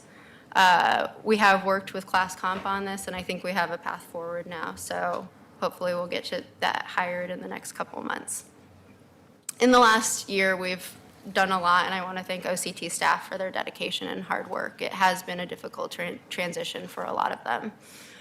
We do have some overarching goals, and because of time, I will keep things short, but last year we didn't have performance measures. We do now. They focus mostly on financial sustainability and responsibility and our equity goals. We also are focusing on legislative and administrative actions because the work that governs what we do is really outside of our direct control. So the next year is exciting, but there's a lot that needs to get done. There's some basic improvements that we need to do, and we also need to plan for our future when it comes to technology. So I will continue to focus on our financial future, right-of-way protection, and digital equity in the next year and for as long as I'm in this position. And I look forward to working with all of you on your leadership and support. I'm happy to take any questions. Thank you. Questions, Commissioner Fritz? Thank you. Mayor, when you next do your bureau reassignments, I would definitely encourage you to have a different commissioner other than the mayor to be in charge of community technology, just because I think it's such a fascinating bureau that any commissioner who's in charge of it will really embrace having it as part of a smaller portfolio. When I was in charge of the Office for Community Tech, no, wait a minute, the Office of Cable Communications and Franchise Management, I didn't know anything at all about what it took me 6 months to learn how to say the name, so I'm glad we've changed it to Office for Community Technology. It's really interesting, and I think it does deserve to have a targeted attention, given that it provides so much of the general fund. My question is, you mentioned the digital equity allocation under the Office for Community Technology. Why are you not counting the 14 million that the Mount Hood Cable Regulatory Commission gives out in grants as part of Currently, under our program offers, it is separate. We are looking at changing that out a bit, but right now, that is really under the purview of the commission, not under the purview of the city. But it was the intent when we adopted the digital equity plan that would be a major They do arm. definitely have strategic actions within the digital equity action plan, but the city and the county are the lead. Yeah, I think that there's a good discussion to be had about maybe is kind of contracting that out to volunteers who then manage the digital equity across the whole of Montgomery County. That might be a good way to go. Commissioner Hardesty. Thank you, Mayor, and thank you so much for that very informative presentation. I am curious as to why we're doing digital equity outside and separate from the strategic planning process. I would say that it's not. It's really a review of the broadband strategic plan that we had in place, and then rolling that up into our strategic plan going forward. I'm glad to have that clarification because, as you know, if it's a set aside, then it's an extra rather than part of a strategic vision about us moving forward, right? Agreed. And something I didn't mention is that I think in years past, we've had a program offer that said, broadband and digital equity. And we really rolled that into one as digital equity because I do believe that broadband falls within that. Yes. So instead of having them separate, that's just part of what we do as a whole. Thank you. Pam. Thank you very much for the presentation. My questions just have to do with your performance measures and your strategic goals. You've got some wonderful strategic goals here, but I don't see the performance measures on this sheet. And so I'm very interested in seeing the 12 performance measures that you've now put out Right. that you're going to try and reach this year, And I think which would be great. you all put the key performance measures. So they included the key performance measures, which I think is 3, and then we have 9 additional performance measures. Well, it'd be great to see all of them. We can get that to you. Thank you. So did you apply for the job? Did you apply? We haven't put it out yet. You haven't put it out yet? What you waiting for? There's a class comp issue. Process. So I think that we met with class comp this morning, and I think we have a path forward. Good, So good. Glad to hear that. It's, That's short.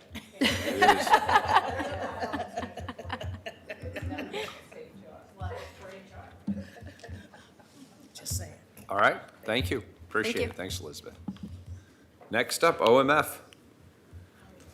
Director Reinhardt.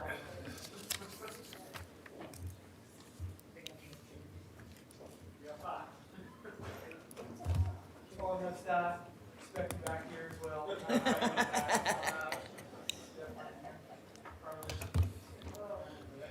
And Tom, given this is a portfolio of bureaus, you have 1 hour. Yeah. So while they're getting settled, I'll just draw your attention. There's the one-page document in your binders is for the entire agency, the Office of Management and Finance, which, as we know, is comprised of several divisions and bureau directors. So as a whole, they have a budget of almost $31 million. They are the third largest budget out of 28 total bureaus, and their general fund allocation is about $44.5 million, which is the fourth largest general fund allocation in the city. Total FTE is around 727 FTE, and I will let Director Reinhardt and his fabulous team provide more details. Good morning, Council, again. Good morning, Community Budget Advisors and colleagues. I'm proud to be the city's Chief Administrative Officer and equally proud to be up here with our great team from OMF. Deputy CAO Carmen Merlo is going to lead the presentation today, so I'm handing it over to Carmen. Thank you, Tom. Good morning, Mayor, Commissioners, Community Budget Advisors, Dr. Smith. I'm Carmen Merlo, the Deputy Chief Administrative Officer, and I'm really proud to present the fiscal year 2021 requested budget on behalf of the over 700 dedicated employees in the Office of Management and Finance.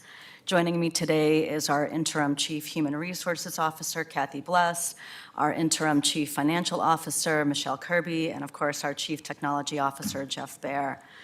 Collectively, we've made strong investments in OMF's program offers, and the decision packages we've put forward are aligned with our Bureau strategic plan, advance the Mayor's policy initiatives, and position the City of Portland to serve our customer bureaus and changing community with efficiency, effectiveness, and innovation. I need the clicker. Yeah, could you? Thanks. Sorry. As the enterprise-wide central service provider, we take pride in being the engine that helps the city run. We provide the backbone systems that our other bureaus rely on, whether that's technology, revenue collection, recruitment, procurement, or fleet and asset management. We provide services to bureaus through citywide initiatives such as the 311 Customer Service Program, the Integrated Security Program, Build Portland Initiative, and the Homelessness and Urban Camping Impact Reduction Program. And we're uniquely positioned to bring together bureaus to solve problems and develop new ways of doing business, like the new online permitting system and city website that puts the community first. Next slide. How we do business and how we serve our customers in the future is more important than ever because Portland is changing. 2 decades ago, about 500,000 people called Portland home. Today, the city's population stands at 657,000 and counting. The city's 2035 comprehensive plan forecasts growth of an additional 260,000 people by 2035, bringing Portland's population to nearly 857,000. Our region is also becoming more racially diverse. The 2018 update from the U.S. Census Bureau shows that Multnomah County's minority population has grown to 31%. And as the region becomes more diverse, it's imperative for our services to reflect the community we serve. So it goes without saying that the population growth will increase the demand for government services. And as a result, OMF expects more business throughout our internal service portfolio. As our customer bureaus grow, we'll need to expand recruitment and retention efforts and continue to redefine the city as a destination workplace and ensure our hiring practices and employees are reflective of the community we serve. To successfully integrate the city's climate action and resilience goals, our asset management practices and strategies need to grow and mature throughout our fleet and facilities portfolio. We expect more contract solicitations to keep pace with the significant increase in capital improvement programs and construction projects brought forward by our infrastructure bureaus, and we'll have to harden our technology infrastructure to mitigate against a growing cybersecurity threat. For Portland to keep up, we can no longer rely on our legacy systems and technology, so it's imperative that we implement 21st century business systems to meet the challenges of the Portland of tomorrow. In a time of record revenue generation, projected costs are outpacing revenues. Collectively, the city owns and manages more than $46 billion in assets, yet investments in Portland's existing infrastructure have remained relatively flat.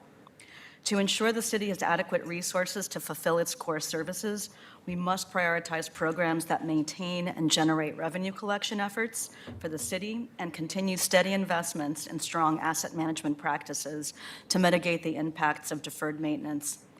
This includes investments in the roads that Portlanders use every day, the buildings and spaces where we recreate, work, or conduct business, and the vehicles that our public safety and infrastructure bureaus rely on to ensure a safe and healthy Portland. We know that timely interventions are critical because costs to rehabilitate or repair a deferred asset only rise exponentially over time. Lastly, as bureaus continue to increase personnel, OMF must strategically manage the diverse space needs of our workforce and ensure safe and functional working environments for city employees. OMF's 2018-2020 strategic plan provides a foundation to meet these challenges, and it guides our proposed investments. We're focused on three major initiatives: developing an inclusive, talented workforce, leading citywide initiatives, and developing 21st century business solutions. For each of these three initiatives, I'll walk you through our notable accomplishments this year and outline our proposed decision packages for next year. Solving the challenges before us will require us to attract the best and brightest workforce available, people who can develop innovative solutions, make the most of our public resources, and reflect the diversity of our communities. Over the past year, we've taken important steps in that direction. We're leading the city's Employer of Choice initiative, which identifies the city as a values-based employer to attract, develop, and retain a diverse, culturally competent, and fully engaged workforce. Although there's more work to do, OMF has increased our overall percentage of minority employees by 6% over the last 5 years.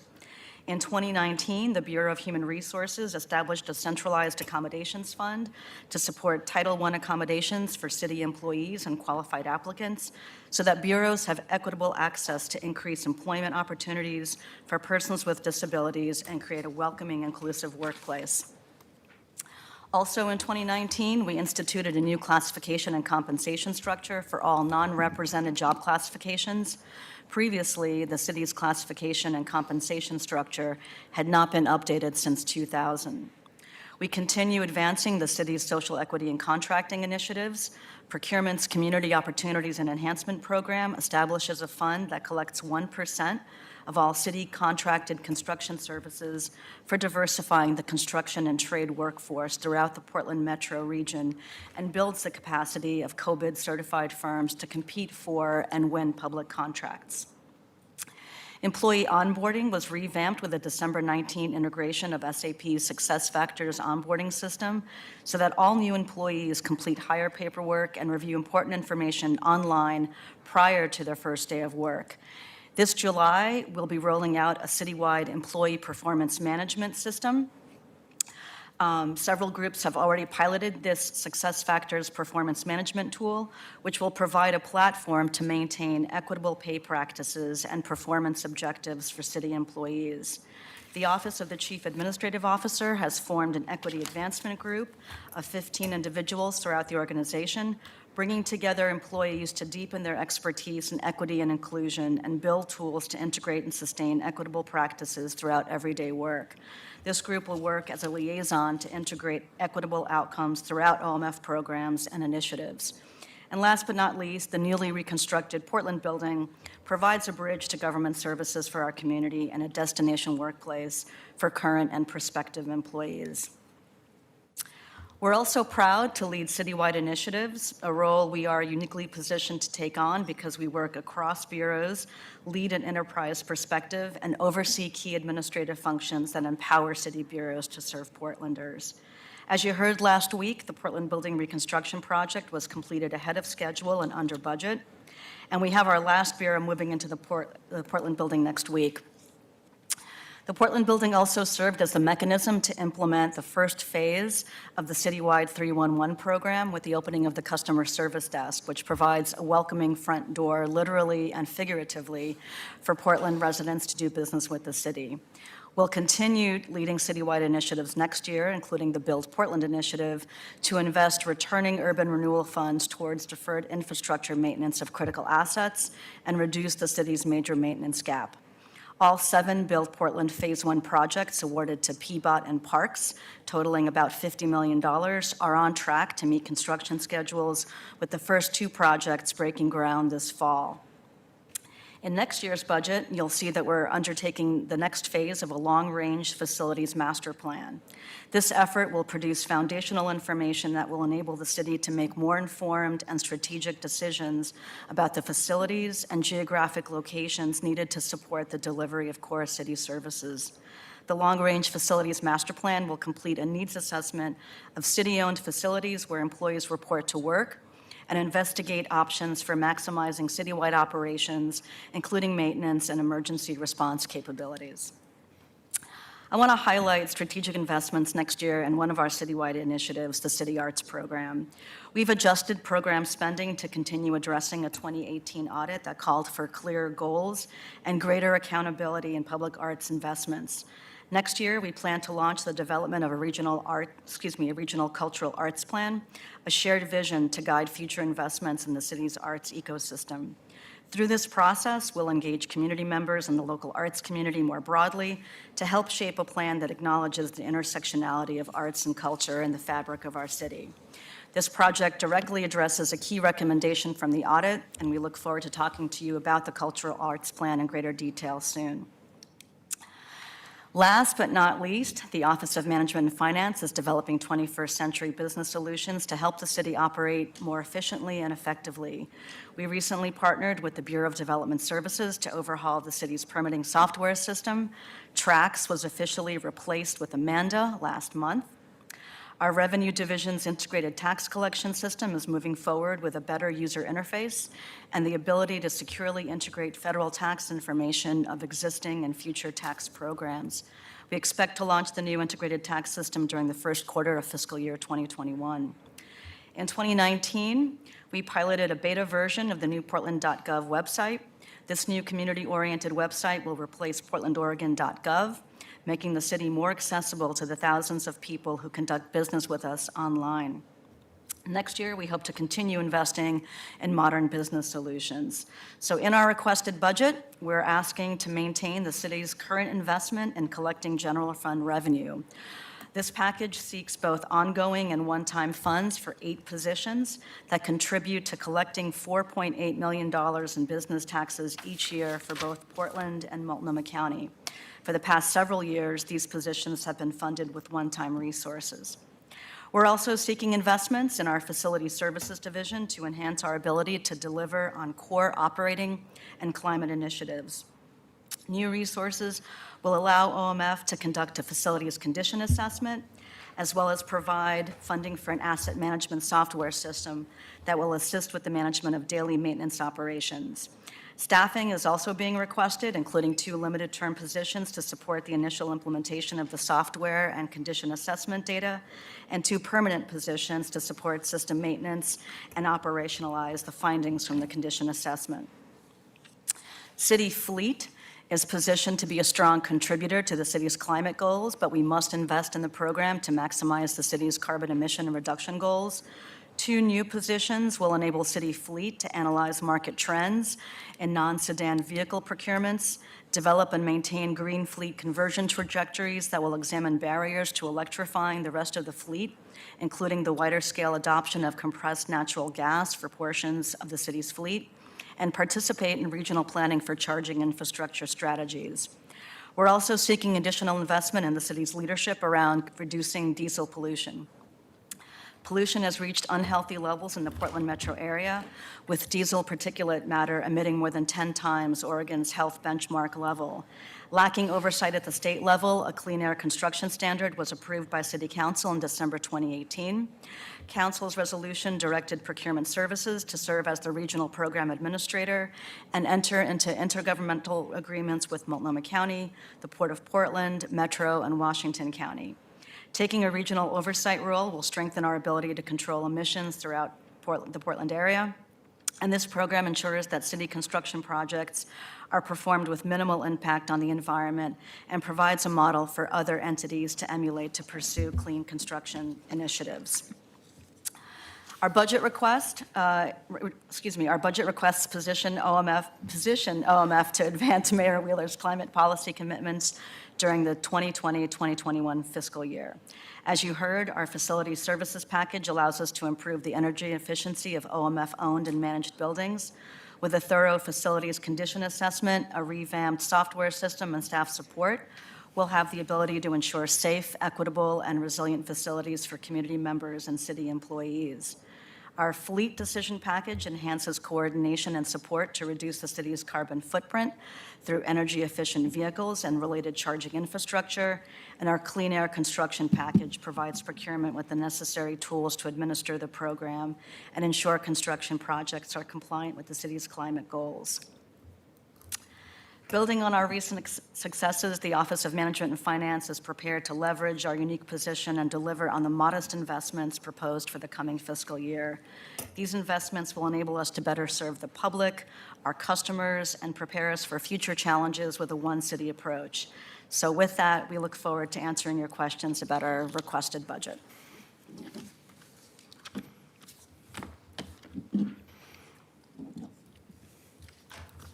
That's it? You're off the hook. Thank you. No way. There's always questions. That's it, we're done? We're ready. We're not leaving until we get some questions, right? It's like, are you new here? Stick around. We'll go into the next presentation. If people think of questions, we'll get back to you. We actually do have a couple of questions, Mayor, Sure. before you, right here. Oh, And Commissioner Hardesty. and Okay, thank you. you want to go first? You mentioned you're hiring to a more diverse workforce. I believe you said an increase of 6%. Yes. Do you know what your total percentage is for? We do. I don't have the numbers offhand, but we do have that number. We just got that this morning, so I'll be happy to share Okay. that with you. Thank you. Yep.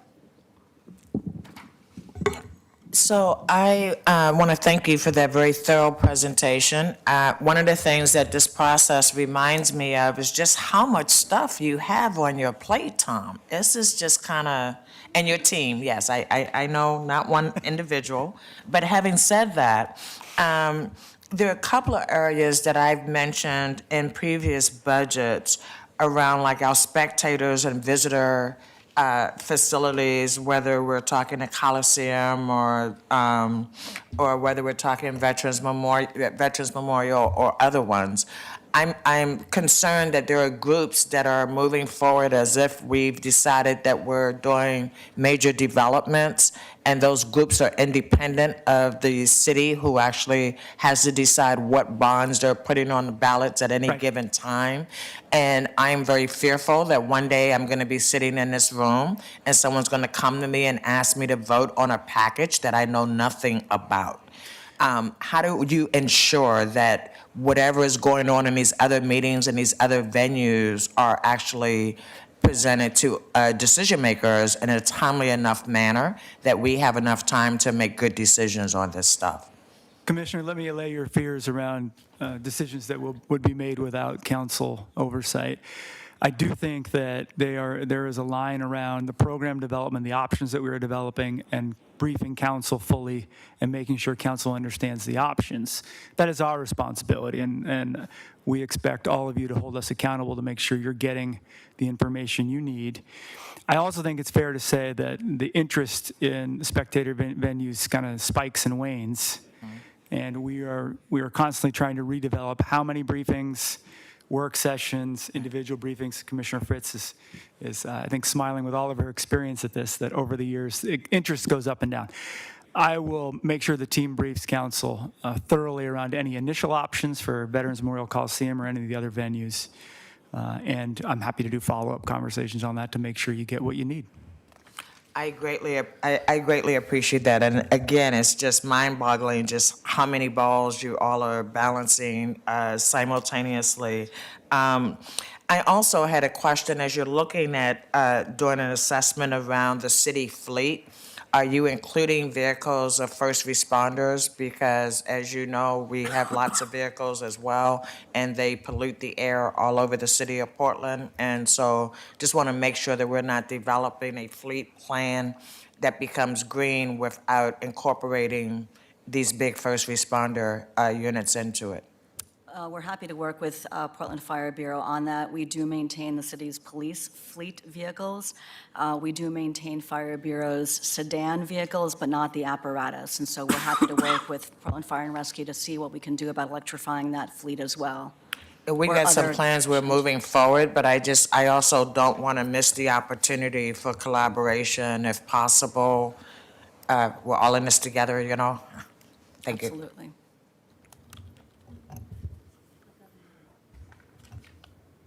Oh, sorry. Go ahead, I- it's a work session. I d- Commissioner Smith, go. Dr. Smith. Sorry. Okay, couple quick Needs a things. Can you hear demotion in me? her case. It feels funny. Okay.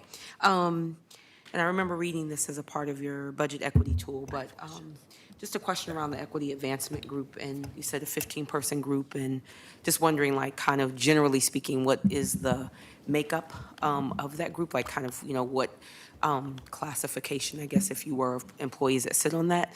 And is that in lieu of, and I guess, what have conversations been about an equity manager, an actual equity manager position as a part of kind of what you do overall, or is this kind of the, yeah, so. Sure.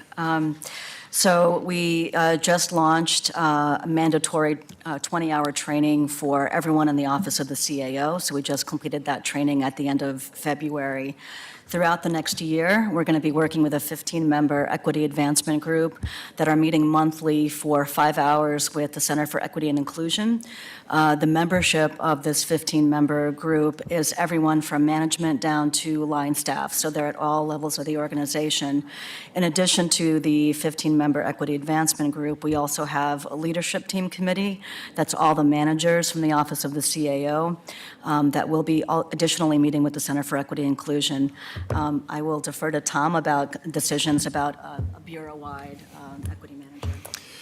Dr. Smith, thanks for the question. I've had a couple conversations with council members about this as well.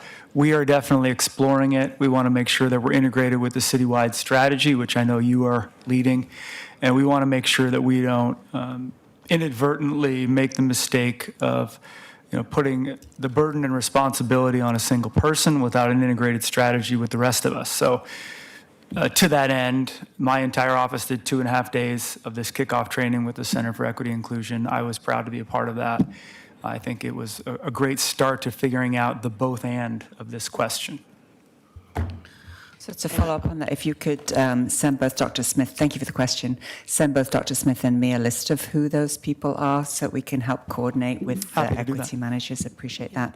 And then I have a question about what ideas do you have to control costs due to the personnel costs due to class comp and pay equity, which the previous Human Resources Director oversaw? I'm going to let Kathy start, and then I'm going to follow. Thank you for the question. So a lot of the personnel costs that the city has experienced over the last couple of years has been due to the pay equity implementation, as well as the way that the new pay bands are structured so that individuals who had been at the top of their class now have an opportunity to get a merit or COLA where they had not previously.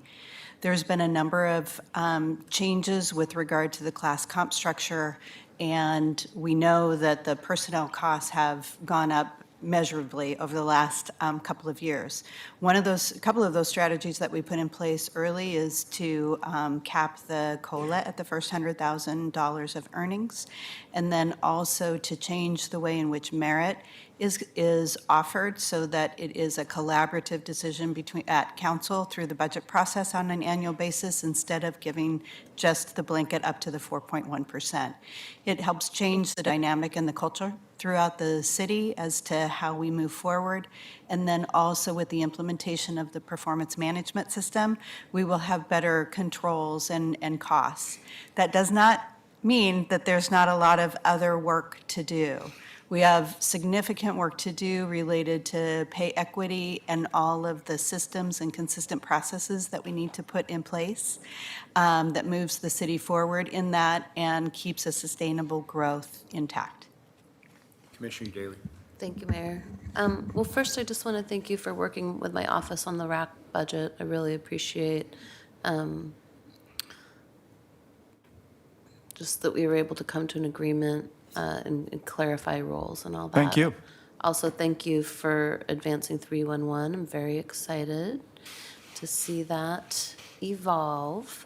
My big concern is about costs outpacing revenues, and in particular, how that's impacting spectator venues and parks. As we raise the costs for permits and tenants on those facilities are becoming less and less viable options. And I'm also very concerned about the potential impact of what's it called? Well, it's a big new venue in Northeast Portland in the Lloyd District, Live Nation. Oh, So waterfront, right. it's called Live Nation. It's On the Zidell property? Is that what the one you're referring to? There's a this new is one in the Northeast? Lloyd District, and the potential impact to our facilities, because they could attract a lot of the acts that currently utilize our facilities, especially the Keller, as well as locally owned venues. And I think we need to prepare for that. So there are a number of complex interlocking issues here, but I want to at least start addressing it, and I'm happy to do follow-ups. For me, this may be an imperfect analogy, but I'm reminded by the response I gave to increasing facilities costs, question from Commissioner Hardesty. One of the main drivers of our increased costs on that side of the organization is debt service for the reconstructed Portland building in 4th and Montgomery. And there is no other way to say that the city is now paying a jump in costs because for the last several decades, we didn't do what we should have done. Yeah. So spectator venues has similar challenges. We're facing several decades of badly needed deferred maintenance upgrades. I think it's fair to say for the purpose of this discussion, we have begun talking with partners about what a regional strategy on arts and entertainment and spectator venues would be. These are regional assets. We continue to go back and forth between local government jurisdictions about who's responsible for what and hoping someone else is going to take care of things. But really, these are regional assets for multiple counties. And it doesn't matter where you live in the metropolitan area, you use these or you have the opportunity to use them.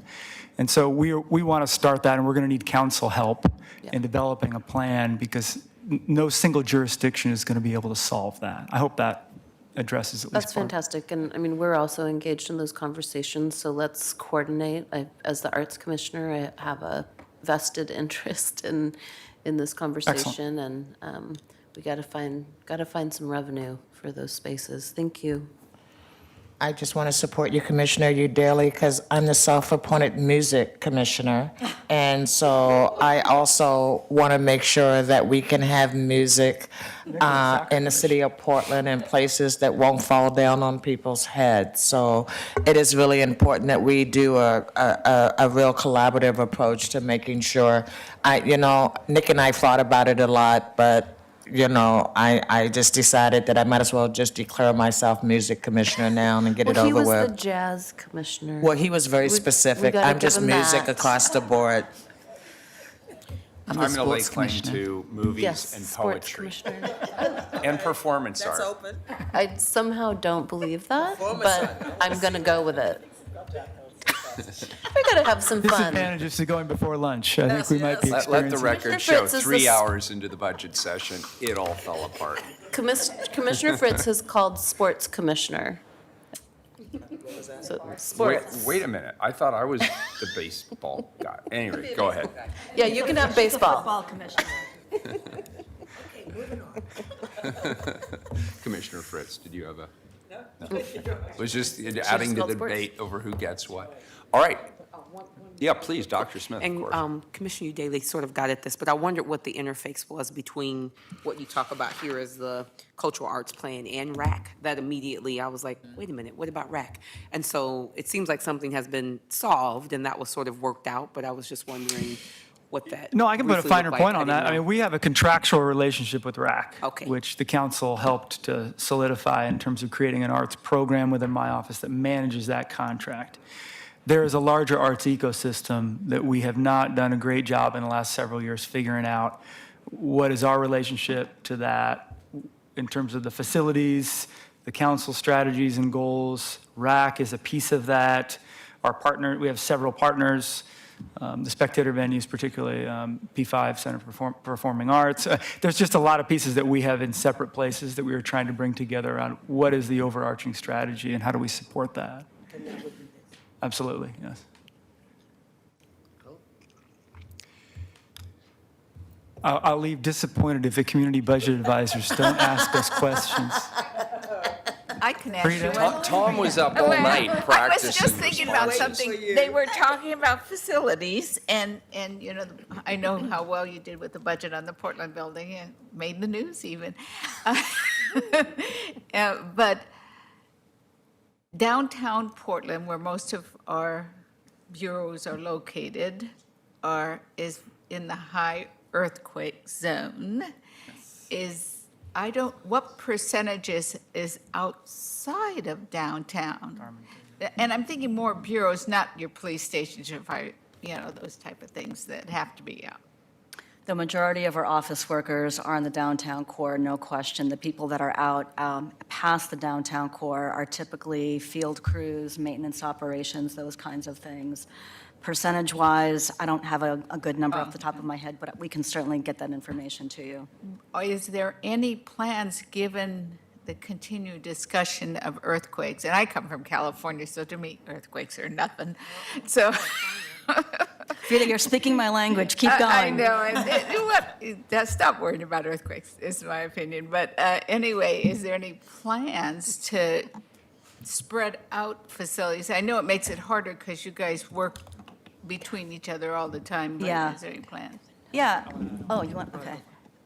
So what I'll say is we're currently engaged in a long-range facilities master plan, and one of the questions we're asking is, do we need to have all of our city employees in the downtown core? Could we better serve the community if we were in satellite locations throughout the city where more of our people are moving and living? It's cheaper, too. And it's cheaper, too, if you can get land. East Portland has a lot. So obviously, not just seismic safety, but also the safety of our workers. We have many buildings that are obsolete, that don't have good fire suppression systems. So the health and safety and well-being of our employees, not just for seismic resilience, but really for all things. We're taking a look at that, and we hope to have a recommendation for you in the next 18 months. I think Tom wants to. And if I may add to that, the Bureau of Emergency Management is in East Portland, and we are always looking to see if there's an opportunity to co-locate in another location as well. Because as you know, when liquefied gas explodes or when the bridges collapse, we're going to need to be able to access the city from different parts of the city with almost no bridge access. So there is emergency planning that is taking place to ensure that the city will be able to recover from those incidents that we know are in our future. Commissioner, go ahead. Thank you. I was just reminded of a question, and that is what's happening with the Sears Armory. In years past, we've had requests for upgrades to that. Can I just finalize the answer to Frida's question? Is that okay, Commissioner? Yeah. So Carmen's being way too modest. Under Carmen's leadership with a terrific staff member named Geraldine Moyle, we presented to Bureau Directors several months ago and showed that if we continue to outlease, that is, purchase other leases in downtown Portland over the next 20 years at the current pace that we've been leasing, we'd increase our costs over $100 million for city facilities.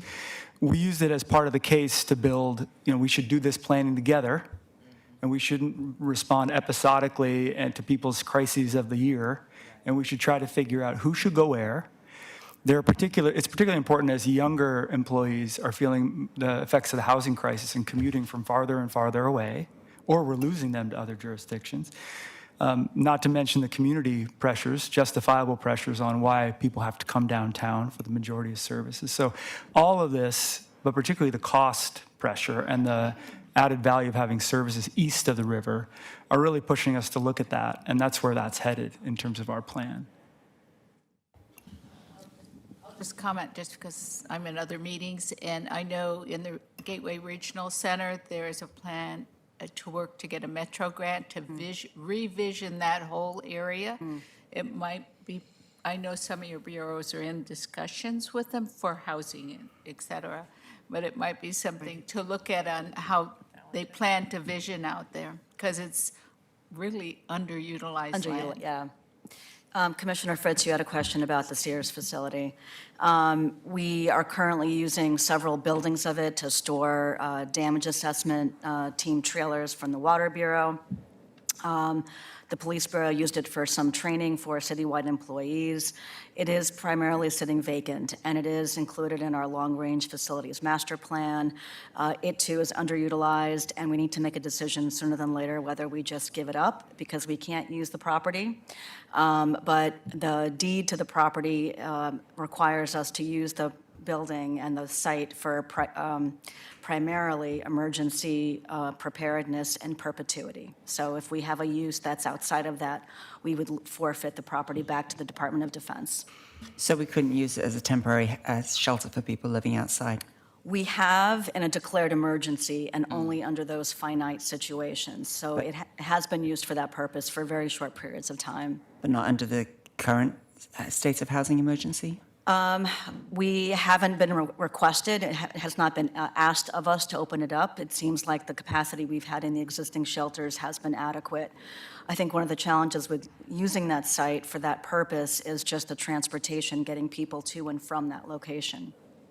Yeah, it does have some transportation, but I'm also concerned it was intended to be the West Side Emergency Management Center, and as somebody who lives on the West Side, I think it would behoove us to not give it up and actually to fix it up. So I hope to see that in future budgets. Thank you. I would love to know more about that because that comes up periodically, but I don't know what the commitment was or whether or not we aren't doing our own due diligence to figure out whether or not that makes sense. Because I think we gave neighbors an expectation that this was going to be a satellite spot, and nobody has ever gone back and said, what's happening now? So I really would appreciate being part of that conversation. Well, so we have that- in previous budgets, we've allocated money to looking at it and figuring out the next steps. It's a massive amount of money to fix it Yes, and the up. Fire Bureau took a look at it for certain services they wanted to put out there. Tom, maybe you could look that up and recirculate that to the. Happy to do that.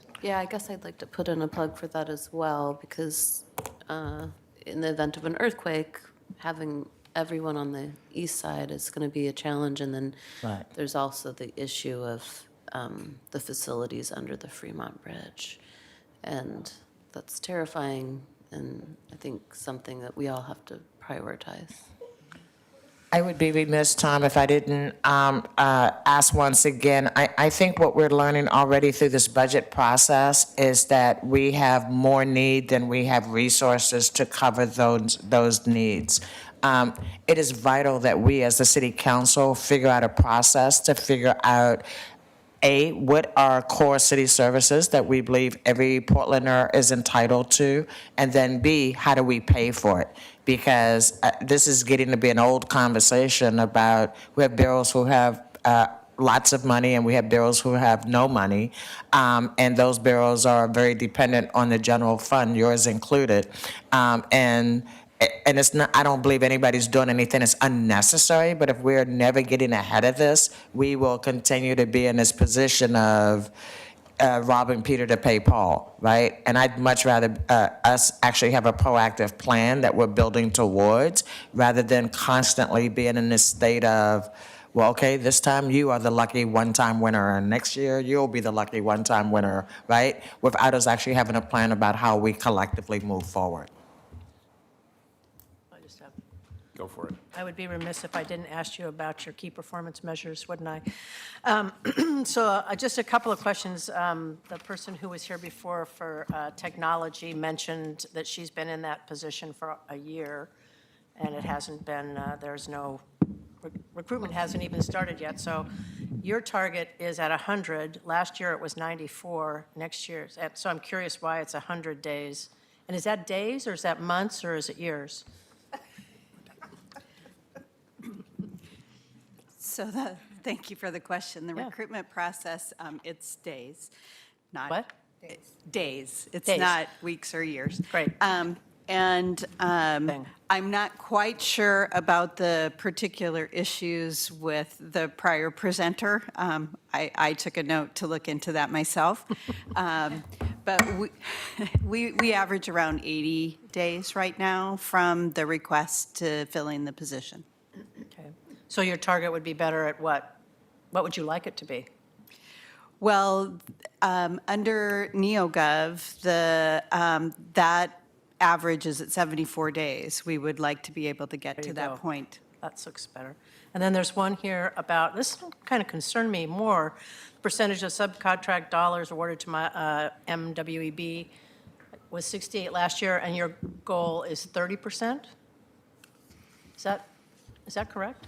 Yeah, that one jumped out at me too. I haven't had a chance to follow up with the procurement team yet with the interim CFO. I think that just reflects, we've had a number of major projects, some of which I've alluded to, that we've outperformed. Yeah. And oftentimes with a particular type of alternate procurement, it's much easier to attain more aggressive goals with a contractor. So I don't know if we've recalibrated, if that target should be higher, and we haven't recalibrated because we're not going to have that number of alternate procurements, and it's more standard procurement. I will follow up around whether, we don't want to lowball that.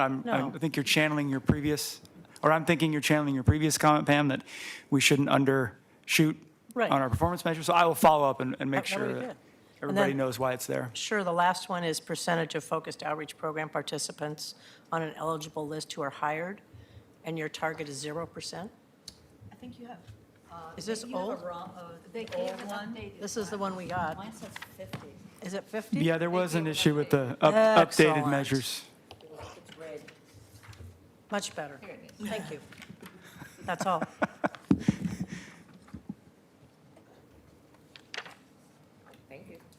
We'll follow up. Thanks for the questions. Does that complete your presentation? That's it. Completes the presentation. Thank you, council. Thank you, Great. CBO. Thanks, OMF team. And thanks to all of our great employees. We appreciate your Yeah, work. you bet. Great. This is great work, everyone. Thank you. Thanks to our budget advisors, my colleagues, Director Kennard, et al. Thank you. We are adjourned. Oh my gosh, I'm so hungry.